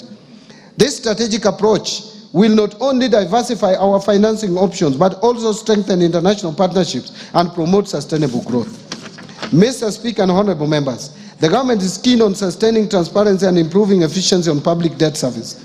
To this end, the National Treasury is in the process of integrating the Commonwealth Meridian Debt Management System with the Integrated Financial Management Information System, IFMIS, and the core banking systems of Central Bank of Kenya. On public-private partnerships framework, Mr. Speaker, the government continues to strengthen the role of public-private partnerships in financing our development agenda. Currently, there are 32 PPP projects at various stages which are targeted to mobilize 70 billion shillings in the financial year 2025-2026 through private investments in priority sectors, including energy, water, housing, health, and transport. So, Mr. Speaker, to enhance transparency and accountability at all stages of project life cycle while implementing PPP, I recently issued a circular on mandatory disclosure requirements for all privately initiated proposals. This measure is part of our broader effort to strengthen the integrity of the PPP program and to ensure that private sector participation in public projects fosters public trust. Mr. Speaker, the National Treasury in May 2025 received the final report of the Committee of Experts on leveraging local financial markets for investment into public-private partnerships and implementation. The committee recommended the establishment and operationalization of PPP Implementation Trust Fund as the central mechanism for enhancing private sector participation in PPPs, particularly through institutional and retail entities. Additionally, Mr. Speaker, the PPP regulations under consideration by Parliament will enhance clarity around PPP processes, thereby enhancing efficiency and project delivery. This will also unlock a pipeline of county-level specific PPP projects in partnership with development partners. In strengthening public finance management reforms, number one is migration to accrual accounting. Mr. Speaker, to strengthen management of public resources, all government ministries, departments, and agencies adopted accrual accounting as of 1st July 2024. The first accrual-based financial statements are expected for the financial year ending 30th June 2025, which is a few days away. The accrual accounting will enable the government to account for all assets and liabilities, including all government assets. Second, Treasury single account. Mr. Speaker, to enhance cash management, the migration of ministries, departments, and agencies to the Treasury single account is progressing well. The Central Bank of Kenya is scheduled to go live with its T24 system upgrade in July 2025. This upgraded platform will support the implementation of Treasury single account core functionalities and facilitate the National Treasury to roll out the key elements of the Treasury single account system. Concurrently, the National Treasury is on track to onboard county governments in 2026. The final phase will involve integrating all remaining national government entities into the Treasury single account by financial year 26-27. Third, zero-based budgeting. Mr. Speaker, to reorient the budgeting and expenditure framework, the government adopted the zero-based budgeting approach while finalizing the financial year 25-26 budget. To implement this approach, the National Treasury developed a budget costing tool that was integrated into the IFMIS budget module for the national government. The zero-based budgeting approach compels all ministries, departments, and agencies to justify expenditures from scratch, thus ensuring resources are allocated to high-impact activities. It promotes transparency, efficiency, by requiring clear justification and critical assessment of spending. Mr. Speaker, I know this statement is long. And by the way, Mr. Speaker, you know Kenya is not a small economy. We are number 6 in Africa. And we have jumped over Ethiopia. So you can't have a 3-pager statement for for an economy as big as Kenya. Gone without apology. Gone. Thank you, Mr. Speaker. Thank you very much. So far, so good. Yeah, Mr. Speaker, I'm now turning to resource allocation so that honorable members can appreciate, and the Kenyan people, where we have allocated the limited resources that we have. Mr. Speaker, now let me highlight the government spending priorities for financial year 25-26. Expenditures for the financial year 25-26 will consolidate the gains realized under the bottom-up economic transformation agenda, with special focus placed on promoting investment in core pillars and their enablers through a value chain approach. Number one, under agricultural transformation and inclusive growth, which is the first pillar. Mr. Speaker, the government will continue to transform the agriculture sector by increasing productivity in key value chains such as fisheries and aquaculture, horticulture, food crops, livestock and rangeland development. The government will scale up support to farmers through input financing, subsidies and extension services. This will move the country from food deficit to food surplus, reduce reliance on food imports and revamp export crops. Mr. Speaker, in this respect, I have proposed an allocation of 47.6 billion for various programs under this sector, despite the fact that agriculture is largely devolved. This includes 8 billion for the fertilizer subsidy program, 10.2 billion for the National Agricultural Value Chain Development Project, 800 million for small-scale irrigation and value addition project, 1.2 billion for food security and crop diversification project, and 5.8 billion for the food systems resilience project. Mr. Speaker, to promote livestock production, I have proposed Kenya shillings 2.3 billion for de-risking, inclusion and value enhancement of pastoral economies programs.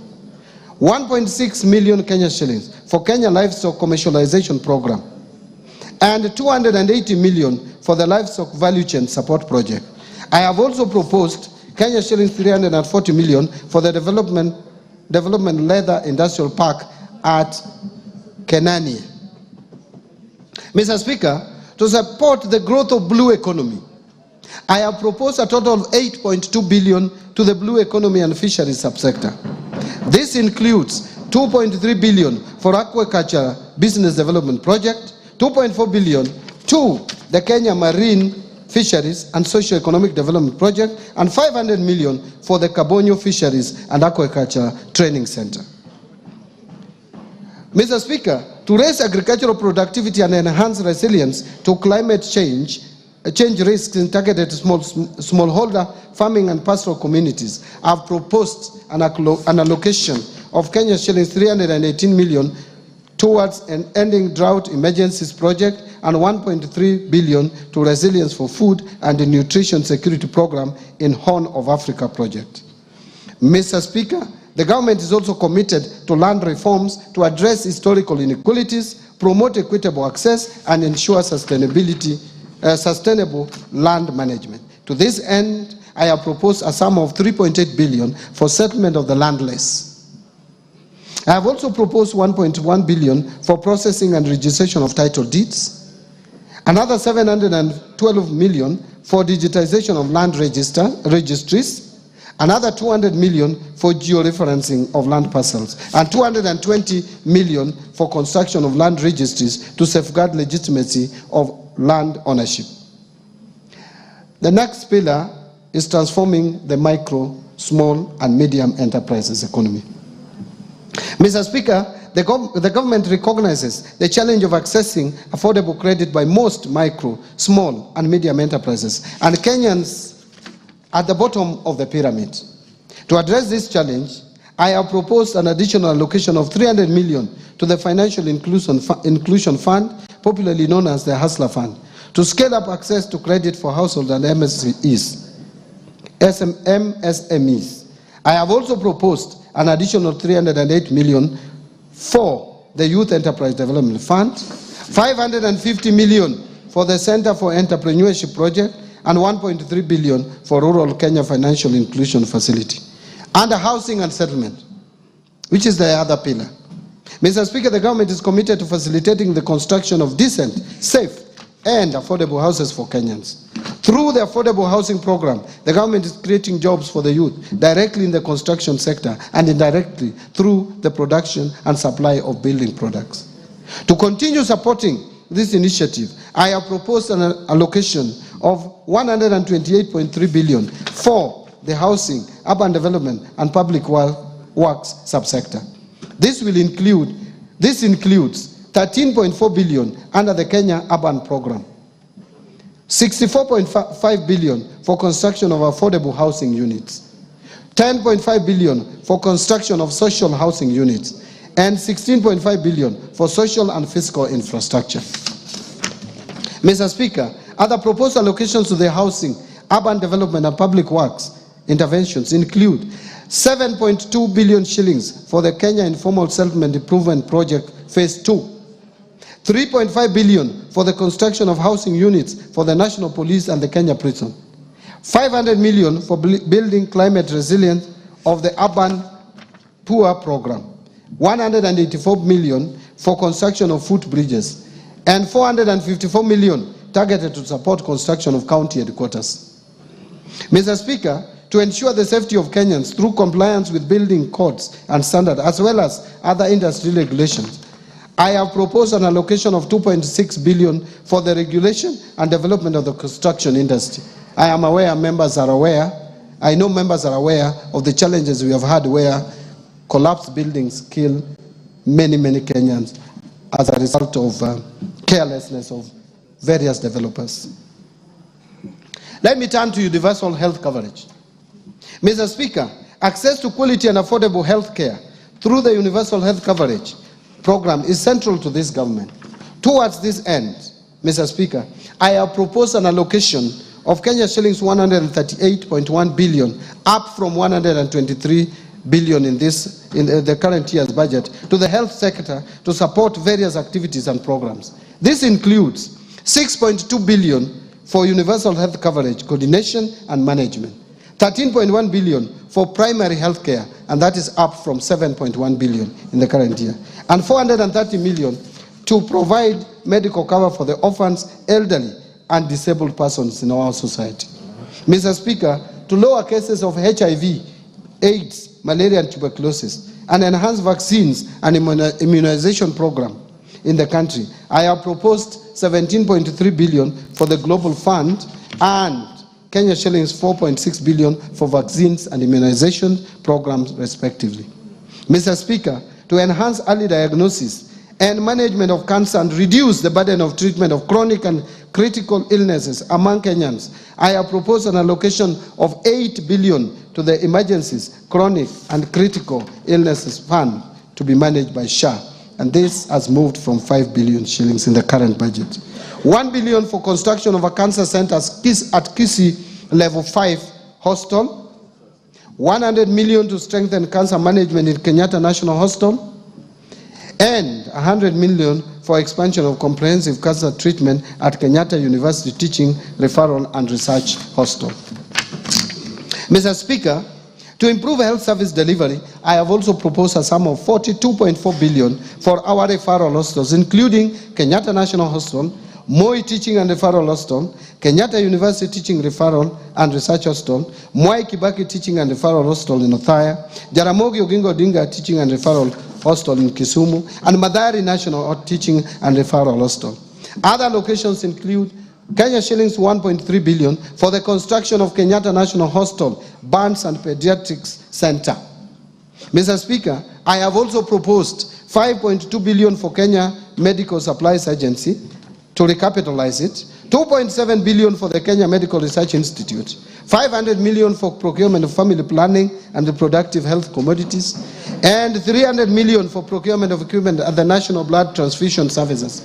Further, to strengthen the capacity of medical personnel, I have also proposed an allocation of 4.3 billion for medical interns, 3.2 billion for community health promoters, 303 million for training of health personnel, and 8.9 billion for the Kenya Medical Training Centers, KMTCs. On digital superhighway and creative economy, which is the other pillar of the better principle. The government continues to invest in digital superhighway to improve ICT infrastructure and expand internet access nationwide. The creative industry is a significant source of employment, particularly for the youth, and has the potential to address high unemployment rates through promotion of music, theater, graphic design, digital animation, fashion and craft, among others. Mr. Speaker, to support growth in the digital superhighway, I have proposed an allocation of 12.7 billion to fund initiatives in the information, communication technology sector. Specifically, this proposed allocation includes 2.3 billion shillings for the construction of Kenya Advanced Institute of Science and Technology at Konza Technopolis, 3.7 billion for Kenya Digital Economy Acceleration Project, and 333.2 million for government shared services, 382 million for the digital superhighway, 689 million for the establishment of digital hubs, and 750 million for maintenance and rehabilitation of national optic fiber backbone infrastructure. In order to fast-track the development of the Konza Technopolis city, I have proposed an allocation of 3.1 billion for Konza data center and smart city facilities. The government is also committed to enhance transparency, accountability, and efficiency in public procurement. I have, in this regard, proposed an allocation of 700 million for rolling out the implementation of the electronic government procurement system, what we call EGP, or EGP, EG procurement. Other key allocations to critical sectors supporting better include the following: investing in critical infrastructure. Mr. Speaker, the government will continue to invest in transportation networks, including roads, railways, and air travel, to reduce travel time and logistic costs, making markets more accessible and facilitating the movement of goods and people. Towards this end, I have proposed an allocation of 217.3 billion for development of roads across the country. This includes 30 billion to support construction of new roads and bridges, 70.8 billion for rehabilitation of roads, because we have so many long the length of roads is so long that we have to maintain them and rehabilitate. And 115.6 billion for road maintenance. Actually, this 115 billion is more than the 85 million that we have in the current budget by 30 billion for maintenance of our roads. Mr. Speaker, to expand railway transport and its infrastructure, I have proposed an allocation of 38 billion shillings.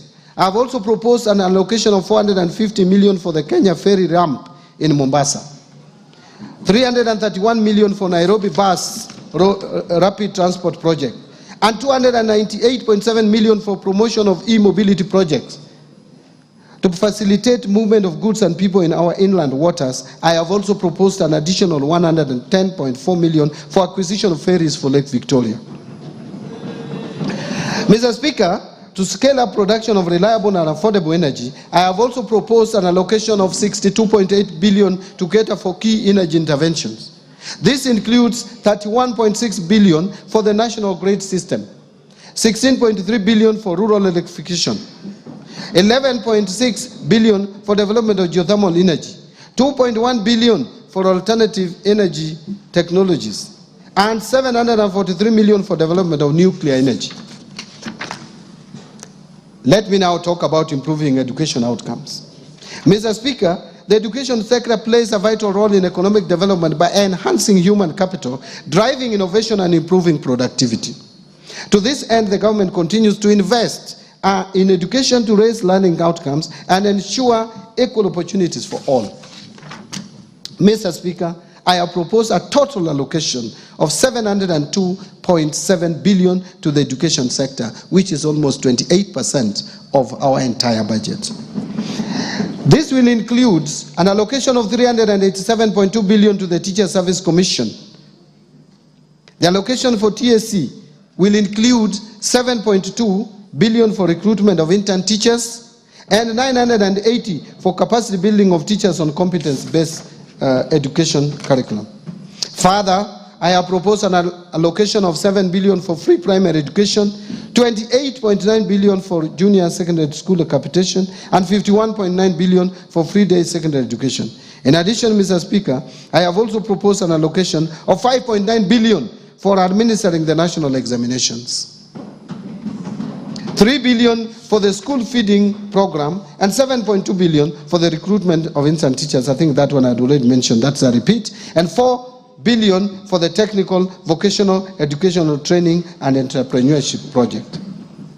Mr. Speaker, to enhance infrastructure development and provide a safe learning environment in our schools, I have proposed an allocation of 1.7 billion for primary and secondary schools infrastructure, and 1.4 billion for construction and equipping of technical training institutes and vocational training centers. In addition, I have proposed 13.3 billion for the Kenya Primary Education Equity in Learning Program, and 2.3 billion for the Kenya Secondary School Quality Improvement Project. Mr. Speaker, other proposed allocations to the education sector include 993 million for research, science, technology and innovation, 41.5 billion to the Higher Education Loans Board for provision of loans to university and TVET students, and this has increased from 35 billion to 41.5 billion for health. Another 16.9 billion for scholarship for university students, and 7.7 billion capitation and scholarship for TVET students. In supporting manufacturing for job creation, Mr. Speaker, to continue promoting local industries, I have proposed an allocation of 18 billion under various implementing ministries, departments and agencies. Out of this, 4.5 billion will support establishment of county integrated agro-industrial parks in various counties. 2.8 billion for supporting access to finance and enterprise recovery, what we call SEFA project. 602 million for a development of Athi River Textile Hub. 705 million for establishment of flagship export processing zones hubs. 504 million for development of special economic zone textile park in Naivasha. And 798 million for Kenya jobs and economic transformation.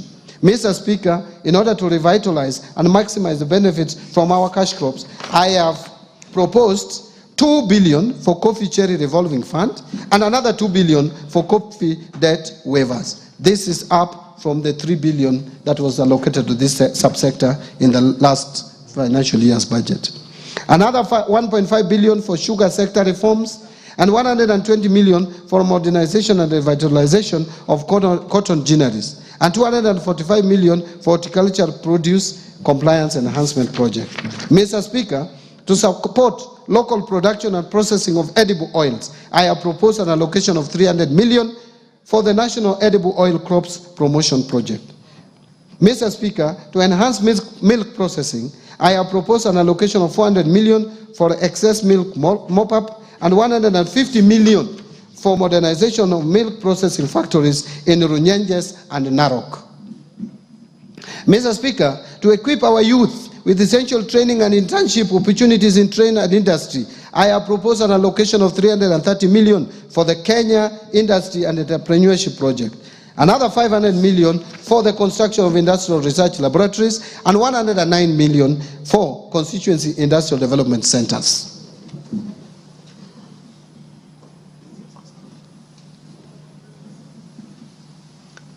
Now let me speak to improving security. Mr. Speaker, a stable and secure environment fosters investment, trade, and overall economic growth.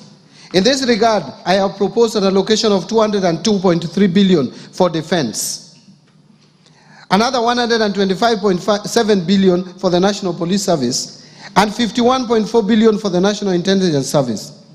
Another 32.5 billion for internal security and national administration, and 38.1 billion for prison services. I have also proposed an additional allocation of 10 billion to cater for leasing of police motor vehicles and 3.6 billion for police modernization program. Mr. Speaker, to combat crime and enhance administration of justice, I have proposed 1.2 billion for construction and modernization of national forensic facilities. Now, let me turn to protecting the vulnerable groups in our society. Mr. Speaker, social protection services are crucial for building more equitable and resilient societies by reducing poverty, inequality, and vulnerability, as well as promoting economic growth and social cohesion. I have in this regard proposed an allocation of 41.4 billion in this budget to protect the vulnerable members of our society and promote affirmative action. This is increasing from 33 billion in the current financial year's budget. Out of this allocation, 25.1 billion will cater for cash transfers to the elderly persons, and again this has moved from 18 billion, so it has increased by 7 billion. 8.9 billion for cash transfers to orphans and vulnerable children. Again, that's a jump of 1 billion more. And 1.5 billion for cash transfers to persons living with disability. Again, this has been increased from 1.19 billion. Mr. Speaker, the proposed allocations also includes 3.9 billion for the Kenya Hunger Safety Net program, 450 million for the National Fund for the Disabled of Kenya. In addition, there is 600 million which will go to the Child Welfare Society of Kenya, 100 million for the Presidential Bursary for Orphans, 180 million for the Street Families Rehabilitation Trust Fund, and 90 million for the National Albinism Support Program, and finally 90 million for the National Autism Support Program. On equity, poverty reduction, women and youth empowerment. Mr. Speaker, unemployment remains one of the most persistent and challenging issues facing the country today. The challenge is not only about job creation, but also bringing the critical gap between education and employment and developing relevant skills for the modern economy. In order to empower the youth and support businesses owned by youth and women and to promote development in the constituencies, I have proposed 105.6 billion for these initiatives. This allocation includes 10 billion, I have proposed 105.6 billion, not million, for these initiatives. This allocation includes 10 billion for the National Youth Service, NYS, 3.6 billion to National Youth Opportunity Towards Advancement, what is famously known as NYOTA, and Kenya shillings 318 million for the Youth Enterprise Development Fund.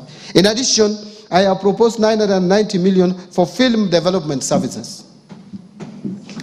Mr. Speaker, to further empower our women and girls, I have proposed 353 million for the Women Enterprise Fund, 940 million for provision of sanitary towels to school-going girls, 254 million for strengthening prevention and response to gender-based violence in Kenya, 110 million for eradication of female genital mutilation, and 4 billion for the National Government Affirmative Action Fund, otherwise known as NGAF.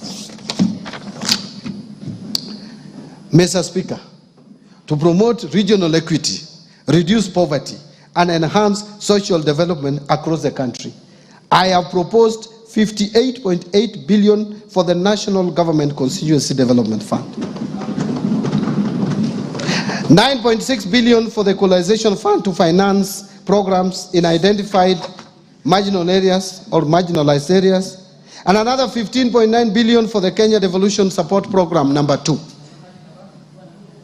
To stimulate tourism growth, sports, culture, recreational and arts, Mr. Speaker, in order to harness national pride, empower our youth and position Kenya as a regional beacon of talent and heritage, I have proposed an allocation of 29.7 billion to support sports, culture and recreation as well as tourism.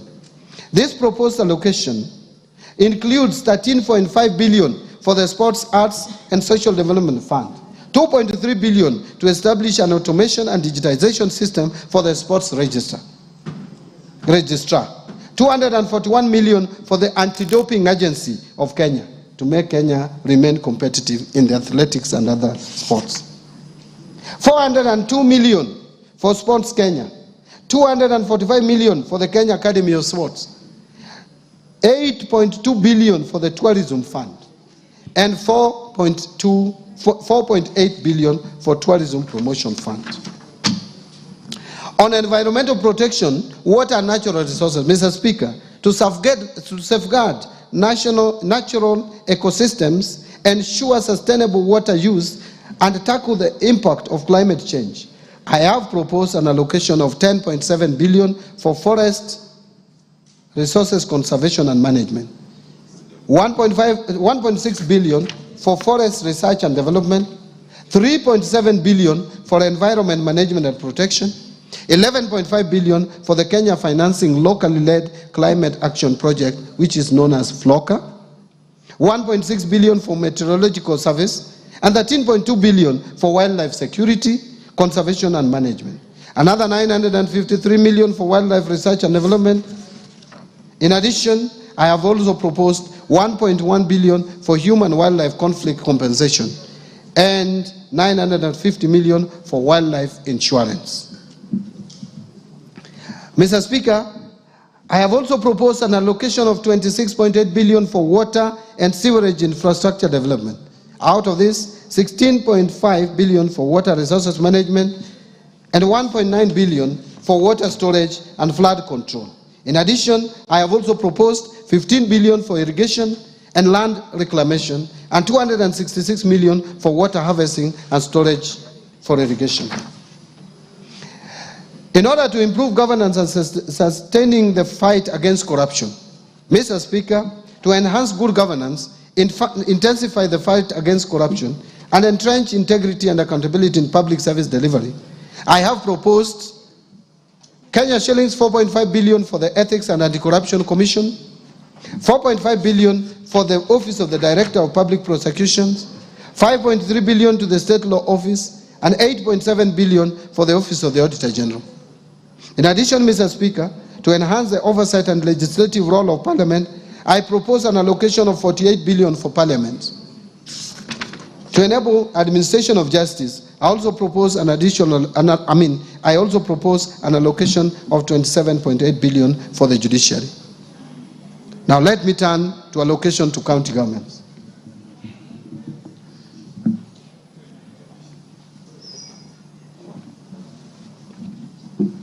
Mr. Speaker, to support devolution, county governments will receive 405.1 billion in the financial year 2025-2026 as an equitable share of revenue raised nationally, an increase of 17.6 billion from Kenya shillings 387.4 billion in financial year 24-25.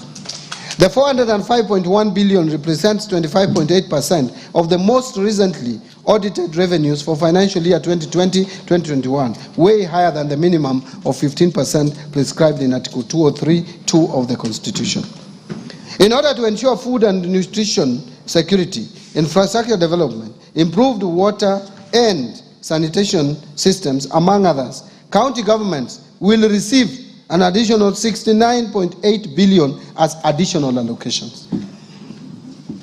Equalization Fund.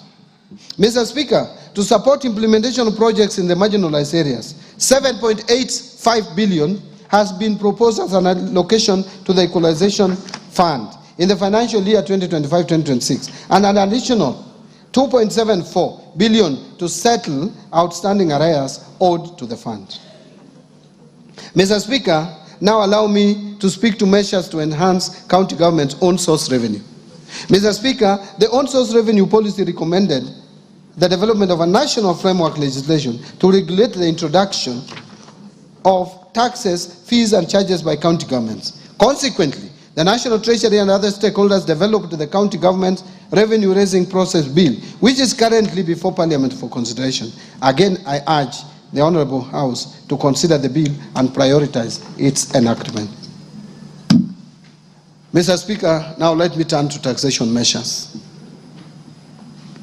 Mr. Speaker, I will now turn to tax policy measures supporting the financial year 2025-2026. These measures include proposals contained in the Finance Bill 2025, as well as the customs duty measures agreed upon by the East African Community Ministers for Finance during the East African Community pre-budget meeting held in May this year, which I personally attended. These measures are set to take effect from 1st July 2025. Mr. Speaker, the freedoms we enjoy in this country have not come easy. In the last couple of years, Kenyans have spoken clearly and loudly on the desired direction in development of policy and governance of taxation. In 2023, the minority side in Parliament, supported by the efforts of the then ODM chairman, protested against the Finance Act of 2023.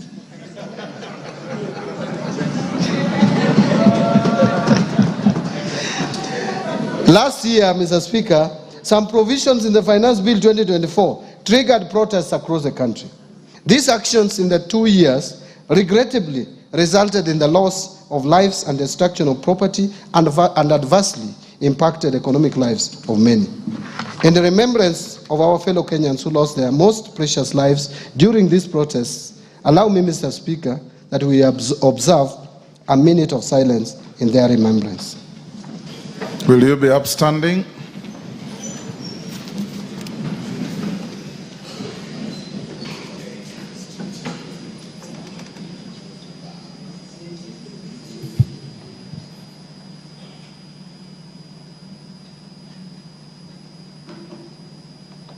May their souls continue resting in eternal peace.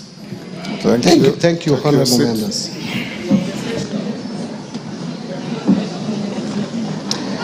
Mr.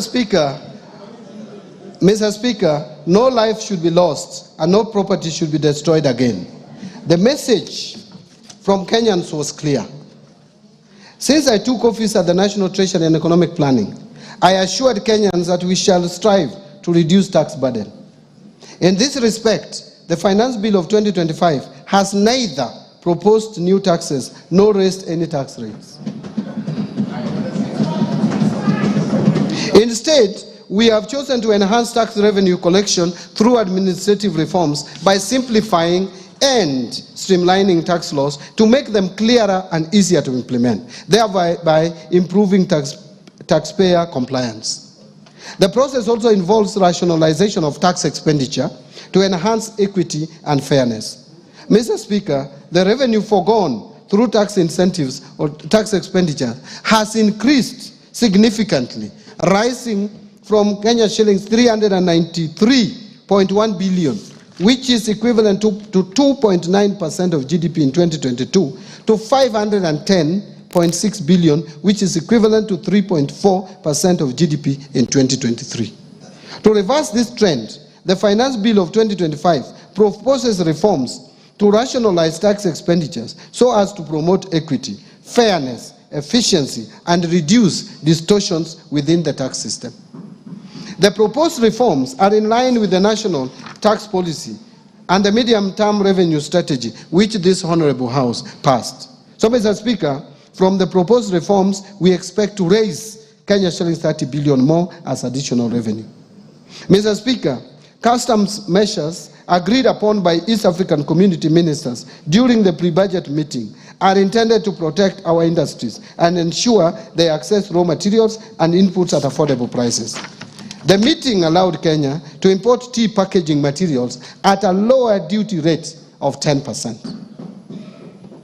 In addition, Kenya was granted an extension of duty remission to import wheat at the rate of 10%. These measures will support our wheat and tea farmers. Mr. Speaker, I will begin with the customs measures and later provide highlights on the proposed amendments of tax laws in the Finance Bill of 2025. On customs measures, to meet the local demand of rice, Kenya was allowed to extend the stay of application on the East African Community Common External Tariff and import rice at the rate of 35% or USD 200 per metric ton, whichever is higher, instead of the common external tariff rate of 75% or USD 345 per metric ton. Mindful of wheat farmers in Kenya, East African community ministers agreed on duty remission of wheat at a rate of 10% instead of the common external tariff rate of 35%, provided the millers who intend to import wheat under the duty remission must first purchase locally produced wheat. Mr. Speaker, to promote local assembly of telecommunication equipment, Kenya was granted an extension of duty remission on inputs for assembly of telecommunication devices, including mobile phones, laptops, and tablets. Mr. Speaker, in order to reduce the production cost of animal feeds, Kenya requested for an extension to import inputs for production of animal feeds duty-free under the East African Community Duty Remission Scheme, which was granted. We urge the producers of animal feeds to apply for the remission. Mr. Speaker, the leather sector is one of the priority value chains under BETA. To support local producers of leather and leather products, Kenya was allowed to extend the stay of application on the common external tariff rate and apply import duty rate of 35% on leather products. To promote tanneries to supply local manufacturers with high quality leather, Kenya was allowed to import chemicals for leather processing under duty remission. Mr. Speaker, to support local assembly of transformers, which is critical to energy distribution, the East African Community Ministers approved Kenya's request for a tariff split on transformers to provide for a distinction between fully built and unassembled transformers. Currently, it is one line, tariff line, and it is very difficult for us to separate and incentivize either of them. So, Mr. Speaker, to support the local assemblers of cranes, Kenya was granted approval to import inputs for assembly of cranes duty-free under duty remission.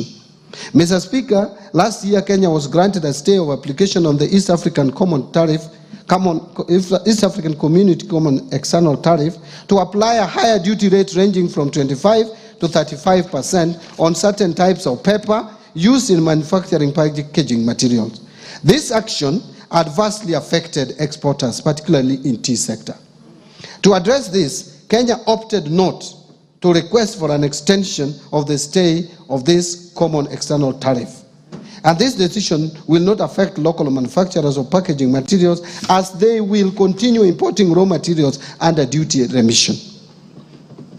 So, Mr. Speaker, now let me speak to the Finance Bill of 2025. Let me now highlight some of the proposals contained in the proposed Finance Bill 2025. Under Income Tax Act. Mr. Speaker, to enable faster recovery of investment by businesses on loose items such as utensils, linen, and industrial tools, the bill proposes to amend the Income Tax Act to allow for a full cost deduction of these items in the first year of purchase, as opposed to the current 3 years. This will improve cash flows of the relevant businesses. Mr. Speaker, we have noted increased tax disputes arising from audits carried on cross-border transactions. These disputes could have been avoided if the multinational companies had advanced pricing agreements with the commissioner at KRA. To address this gap, the bill is proposes to amend the Income Tax Act to empower the commissioner to enter into advanced pricing agreements with multinational companies. Mr. Speaker, the Tax Laws Amendment Act of 2024, passed in December last year, introduced the minimum top-up tax in line with the global best practices. But the Act inadvertently omitted the due date for payment of the tax, thus creating enforcement challenges. To address this, I have proposed an amendment to the Income Tax Act to clarify that the due date will be the end of the 4th month following the close of a company's accounting period. Mr. Speaker, again, the Tax Laws Amendment Act of 2024, passed in December last year, exempted gratuity payments from income tax, actually pension and gratuity. However, the provision is not clear whether all gratuity, including from private pension schemes, is exempted from tax. In this respect, the bill is proposing to amend the Income Tax Act to clarify that all gratuity payments, whether from public or private sources, are exempt from tax. Mr. Speaker, to encourage wider participation in virtual asset transactions, especially among the youth, the bill proposes to reduce the digital asset tax rate from 3% to 1.5%. And Mr. Speaker, to ensure consistency and effective administration of the law, the bill proposes to amend the 3rd schedule to the Income Tax Act to clarify that fringe benefit tax is payable by the employer at the corporate tax rate, and that withholding tax on qualifying dividends and qualifying interest are final tax. That is not clear in the current arrangement. And Mr. Speaker, under the current Income Tax Act, individuals with mortgages, and honorable members would be interested in listening to this. Mr. Speaker, under the current Income Tax Act, individuals with mortgages for purchasing or improving residential houses can claim tax relief on interest payment on the mortgage. However, those who take up a mortgage to construct their own residential houses are excluded from this relief. That is the law as it is today. To ensure fairness, the bill proposes to extend this benefit to interest on mortgages taken for construction of residential houses. This will support home ownership and align with the better pillar on affordable housing. Mr. Speaker, the current tax-free daily subsistence allowance of 2,000 for private sector employees on official duties outside their usual workplace is lower than that of the public sector employees. To enhance equity, the bill is proposing to increase the tax-free daily subsistence allowance for private sector employees from 2,000 to 10,000 shillings. Mr. Speaker, Kenya has an opportunity to strengthen its position as a regional financial hub. In this respect, the bill proposes amendment to the Income Tax Act to provide that companies certified by the Nairobi International Financial Center Authority, NIFCA, that invest new capital of at least 3 billion over a period of 3 years to pay a reduced corporate tax rate of 15% for the first 10 years and 20% for the subsequent 10 years. The companies qualifying for this will be required to employ Kenyans at senior management level. The startup companies that are certified by Nairobi International Financial Center Authority will enjoy a 15% tax rate for the first 3 years and 20% for the subsequent 4 years. And dividends earned by certified holding companies and regional headquarters will be exempted from tax provided that at least 250 million is reinvested annually in Kenya. Mr. Speaker, we have noted that some employees seek refunds from KRA on reliefs of deductions that ought to have been deducted by their employers. To address this challenge, the bill proposes to amend the Income Tax Act to make it mandatory for employers to consider all eligible tax reliefs and deductions when computing employees' income tax. Presently, employers are not compelled to deduct these reliefs in computing pay as you earn. Value-added tax. Mr. Speaker, while a supplier is required to issue a tax invoice at the point of sale, there is currently no definition of tax invoice under the VAT Act. This creates ambiguity on what constitutes a tax invoice. To resolve this ambiguity, the bill is proposing to amend the VAT Act to define a tax invoice. Mr. Speaker, to strengthen tax administration and enhance compliance, the bill proposes to require the issuance of tax invoices for all suppliers, whether taxable or exempt. This amendment will support better record keeping by taxpayers and facilitate the pre-population of returns. Mr. Speaker, to support business operations, the bill proposes to shorten the period for claiming refunds on bad debts from 3 years to 2 years, and to allow taxpayers to either request for a refund or offset it against future VAT liabilities. Mr. Speaker, again, entities in special economic zones currently benefit from VAT exemptions and zero rating, but there is no provision to recover tax when these benefits are misused or abused. To safeguard revenue and promote accountability, the bill proposes to recover VAT where exempted or zero-rated goods or services are used for purposes other than those intended. Mr. Speaker, to prevent leakages or revenue leakages, strengthen tax administration, and promote equity across sectors, the bill proposes to move some zero-rated goods and services that are consumed locally to exempt status. Further, Mr. Speaker, some of the goods exempted from VAT have multiple uses, making it difficult to effectively monitor whether they are finally used for the intended purpose. In this respect, the bill proposes to amend the VAT Act to remove such exemptions. Under excise duty, Mr. Speaker, to minimize tax disputes relating to classification of locally produced excisable goods, the bill proposes an amendment to the Excise Duty Act to clarify that the East African Community Common External Tariff and its classification rules shall apply to all excisable goods, both imported and locally manufactured. Mr. Speaker, to streamline the processing of application for license to manufacture excisable goods by the Commissioner, the bill proposes to amend the Excise Duty Act to require the Commissioner to provide feedback on the application within 14 working days from the date of receipt of all valid documents. Mr. Speaker, the Excise Duty Act provides for taxation of alcoholic beverages based on pure alcoholic content, which increased cost for producers using spirits over 90% alcohol content as raw materials from 356 shillings to about 1,000 shillings per litre. Since undenatured extra neutral alcohol is a key input in the manufacturing of spirituous beverages, the bill proposes to amend the Excise Duty Act to provide an excise duty rate of 500 shillings per litre for undenatured extra neutral alcohol above 90% strength supplied to licensed spirituous beverage manufacturers. Mr. Speaker, to promote equity and fairness in taxation of accessible services offered through the internet or electronic network, the bill proposes to amend the Excise Duty Act to bring non-resident persons without a physical presence in Kenya into the tax net when they supply accessible services through these mediums.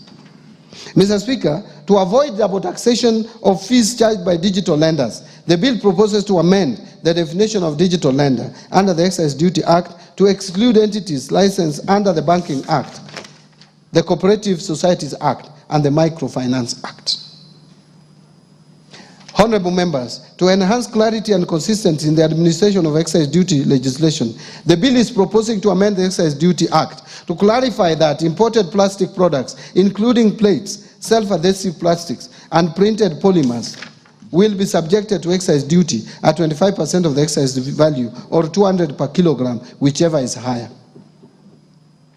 Now let me speak to miscellaneous fees and levies. Mr. Speaker, the Export and Investment Promotion Levy on billets and wire rods, which are raw materials in manufacture of nails, fencing wires, gabions, bolts, and nuts, have raised production costs of these products. In this respect, the bill proposes to amend the Miscellaneous Fees and Levies Act to review the levy downwards. Mr. Speaker, to promote Nairobi as regional aircraft maintenance hub while managing tax expenditures, the bill proposes to amend the Miscellaneous Fees and Levies Act to introduce import declaration fee and railway development levy on small aircrafts and helicopters, but retain the exemption on spare parts of all aircrafts. The Tax Procedures Act, 2015. No, this is the act is 2015. Mr. Speaker, to enhance the Commissioner's ability to recover unpaid taxes from non-residents, the bill is proposing to amend the Tax Procedures Act to expand the scope of agency notices to include non-resident persons. Mr. Speaker, and this is controversial, to close a loophole that hinders enforcement of tax compliance and ensure timely revenue collection, the bill proposes to amend the Tax Procedures Act to clarify that enforcement of tax collection when a tax appeals tribunal or a court judgment on tax dispute is in favor of the Commissioner shall only be suspended where a stay order has been granted. That is not the one that I thought I was going to read. The controversial one is yet to come. Mr. Speaker, to remove the financial and legal barriers that may hinder effective enforcement of recovery of unpaid taxes, the bill proposes to amend the Tax Procedures Act to provide that property transfers made by or to the Commissioner in recovery of tax liabilities be exempted from stamp duty. Mr. Speaker, to promote transparency, uphold fair administrative action, and strengthen trust in tax administration, the bill proposes to amend the Tax Procedures Act to require the Commissioner to provide reasons when issuing amended tax assessments to a taxpayer, so that we avoid misuse of Kenya Revenue Authority for political reasons, where they just sit and tell you that 3 years ago you did not pay such and such, and yet you had already been cleared for tax purposes. Reasons must be provided. Mr. Speaker, to address taxpayers' concerns regarding penalties and interest arising from system-related delays or administrative errors beyond taxpayers' control, The bill proposes to amend the Tax Procedures Act to allow the Cabinet Secretary to grant waivers on penalties and interest arising from such circumstances upon recommendation by the Commissioner. Presently, if there is any error made by the Kenya Revenue Authority on your tax assessment, there is no law to reverse it.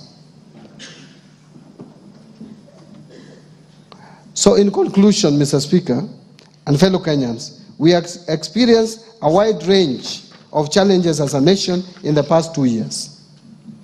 In navigating these trying times, we have demonstrated exceptional resilience and remained steadfast in our development and democratic journey.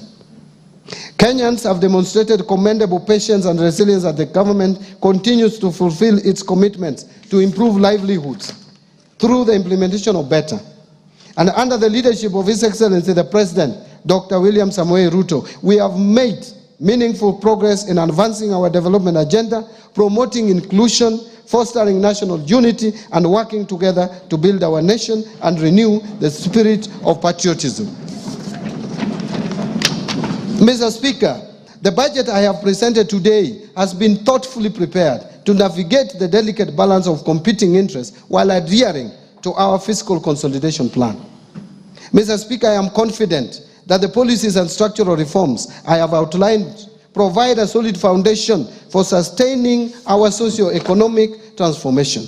These measures are designed to stimulate job creation, strengthen our economic recovery, and ease the cost of living. I therefore call upon honorable members and all Kenyans to support the implementation of the budget as we work together in pursuit of shared prosperity. Finally, Mr. Speaker, the journey to a prosperous Kenya calls for leadership and collective commitment of all Kenyans. Last year, the Orange Democratic Movement joined hands with the United Democratic Alliance under Kenya Kwanza to form a broad-based government. This unity has brought renewed peace and stability to Kenya and fostered inclusive development beyond tribal lines.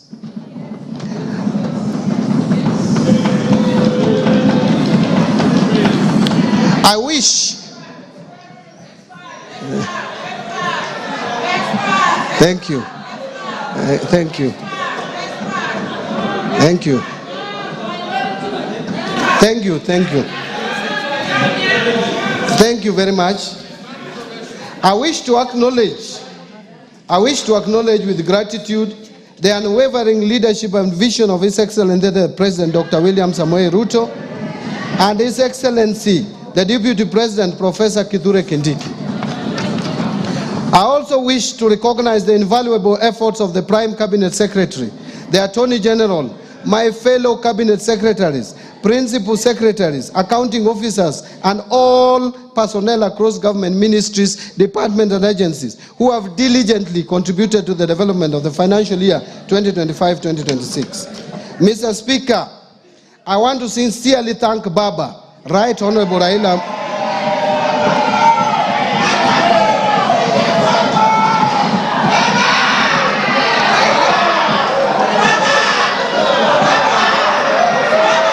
Thank you, thank you, thank you, thank you, honorable members.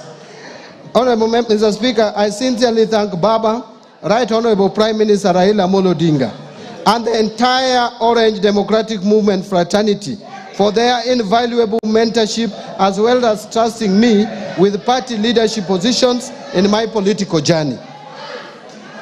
But Mr. Speaker, I will not forget that I served the people of Suba South constituency as their elected representative for a period of 15 years and a further 2 years as nominated member of parliament before my appointment to the cabinet.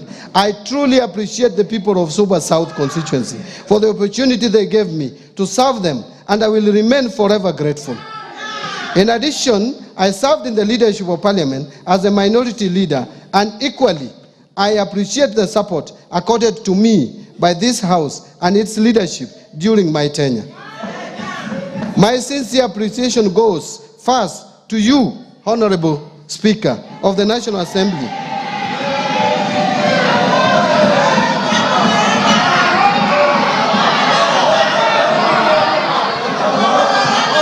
and your counterparts in the Senate, the majority and minority leaders, and the entire House leadership including respective clerks, supporting the approval process of the financial year 2025-2026 budget. Second, to honorable chairs and members of both the Budget and Appropriations Committee and the Finance and National Planning Committee and all the other departmental committees of this House, as well as the staff of Parliamentary Budget Office for their constructive inputs and leadership during the approval process of this budget. Third, my colleagues at the National Treasury and Economic Planning, led by Dr. Chris Kipto, the Principal Secretary for the National Treasury, Dr. Boniface Barasa Makoha, the Principal Secretary for the State Department for Economic Planning, and Mr. Cyril Wagunda Odede, the Principal Secretary for Public Investments and Assets Management, for their commitment, dedication, and support in the preparation of this budget. Fourth, special appreciation goes to Mr. James Muhati, the former Principal Secretary for the State Department for Economic Planning, for his unwavering commitment and invaluable support during the first half of the financial year. His dedication and strategic leadership greatly advanced the ministry's mandate and played a pivotal role in shaping key national economic planning initiatives. Fifth, my appreciation goes to the Governor of the Central Bank of Kenya, the Commissioner General of the Kenya Revenue Authority, as well as the management and staff of both institutions, the financial sector regulators, and other MDAs for their valuable contributions to the budget process. Sixth, my gratitude goes to our multilateral and bilateral development partners for their continued technical and financial support. Seventh, I also thank the private sector for their participation and contribution in the budget process. And eighth, I wish to appreciate the media and non-state actors for their active engagement and participation in the financial year 2025-2026 budget. Mr. Speaker, I forever remain indebted to my beloved wife, Madam Rhoda Mbadi, and my children, who is here in the Speaker's Gallery, and my children for their support and inspiration as I execute my duties at the National Treasury and Economic Planning. Their prayers and guidance gave me the zeal to proceed even during my lowest moments. I remain deeply grateful also to my siblings for raising me, paying my school fees, and supporting me throughout my journey. Mr. Speaker, I am sure that my late parents, Jadlu Stanislaus Ngongo Moth and his babe, Slermina Yambu Ngongo, with my mother, are smiling down from above as they see their youngest son perform this great service for the great people of Kenya today. God is truly faithful. Lastly, Mr. Speaker, my utmost gratitude goes to all Kenyans for their contributions during the budget process. Thank you, and may God bless Kenya.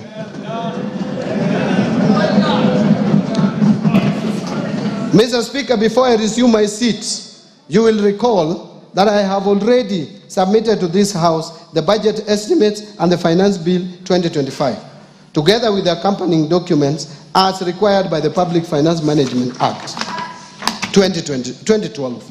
Today, I further submit the following documents for this August House and request that you graciously receive them. 1. Budget statement for the financial year 2025-26. 2. The 2025 budget policy statement. 3. Estimates of revenue, grants and loans for the financial year 2025-2026. 4. Financial statements for the financial year 2025-26. 5. Medium-term debt management strategy 2025. 6. Budget highlights, the Mwananchi guide for the financial year 2025-26. And finally, statistical annex to the budget statement for the financial year 2025-2026. Thank you, Honorable Speaker. Thank you, honorable members.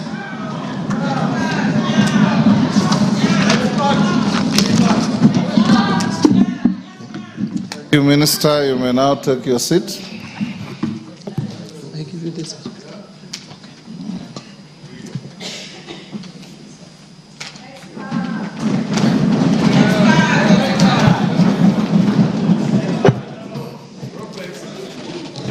Thank you, CS, for just above 2 hours well spent.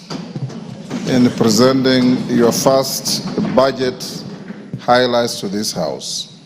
Honorable members, I wish to thank the Cabinet Secretary for the National Treasury and Economic Planning for ably making a public pronouncement of the budget policy highlights and the revenue-raising measures for the national government for the financial year 2025-2026 and the medium term.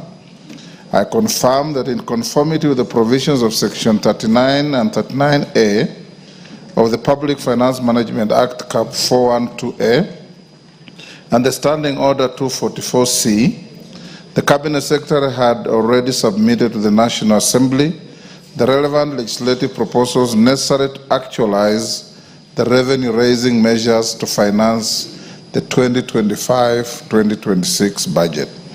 This has since culminated in the Finance Bill 2025, which is under consideration by this House.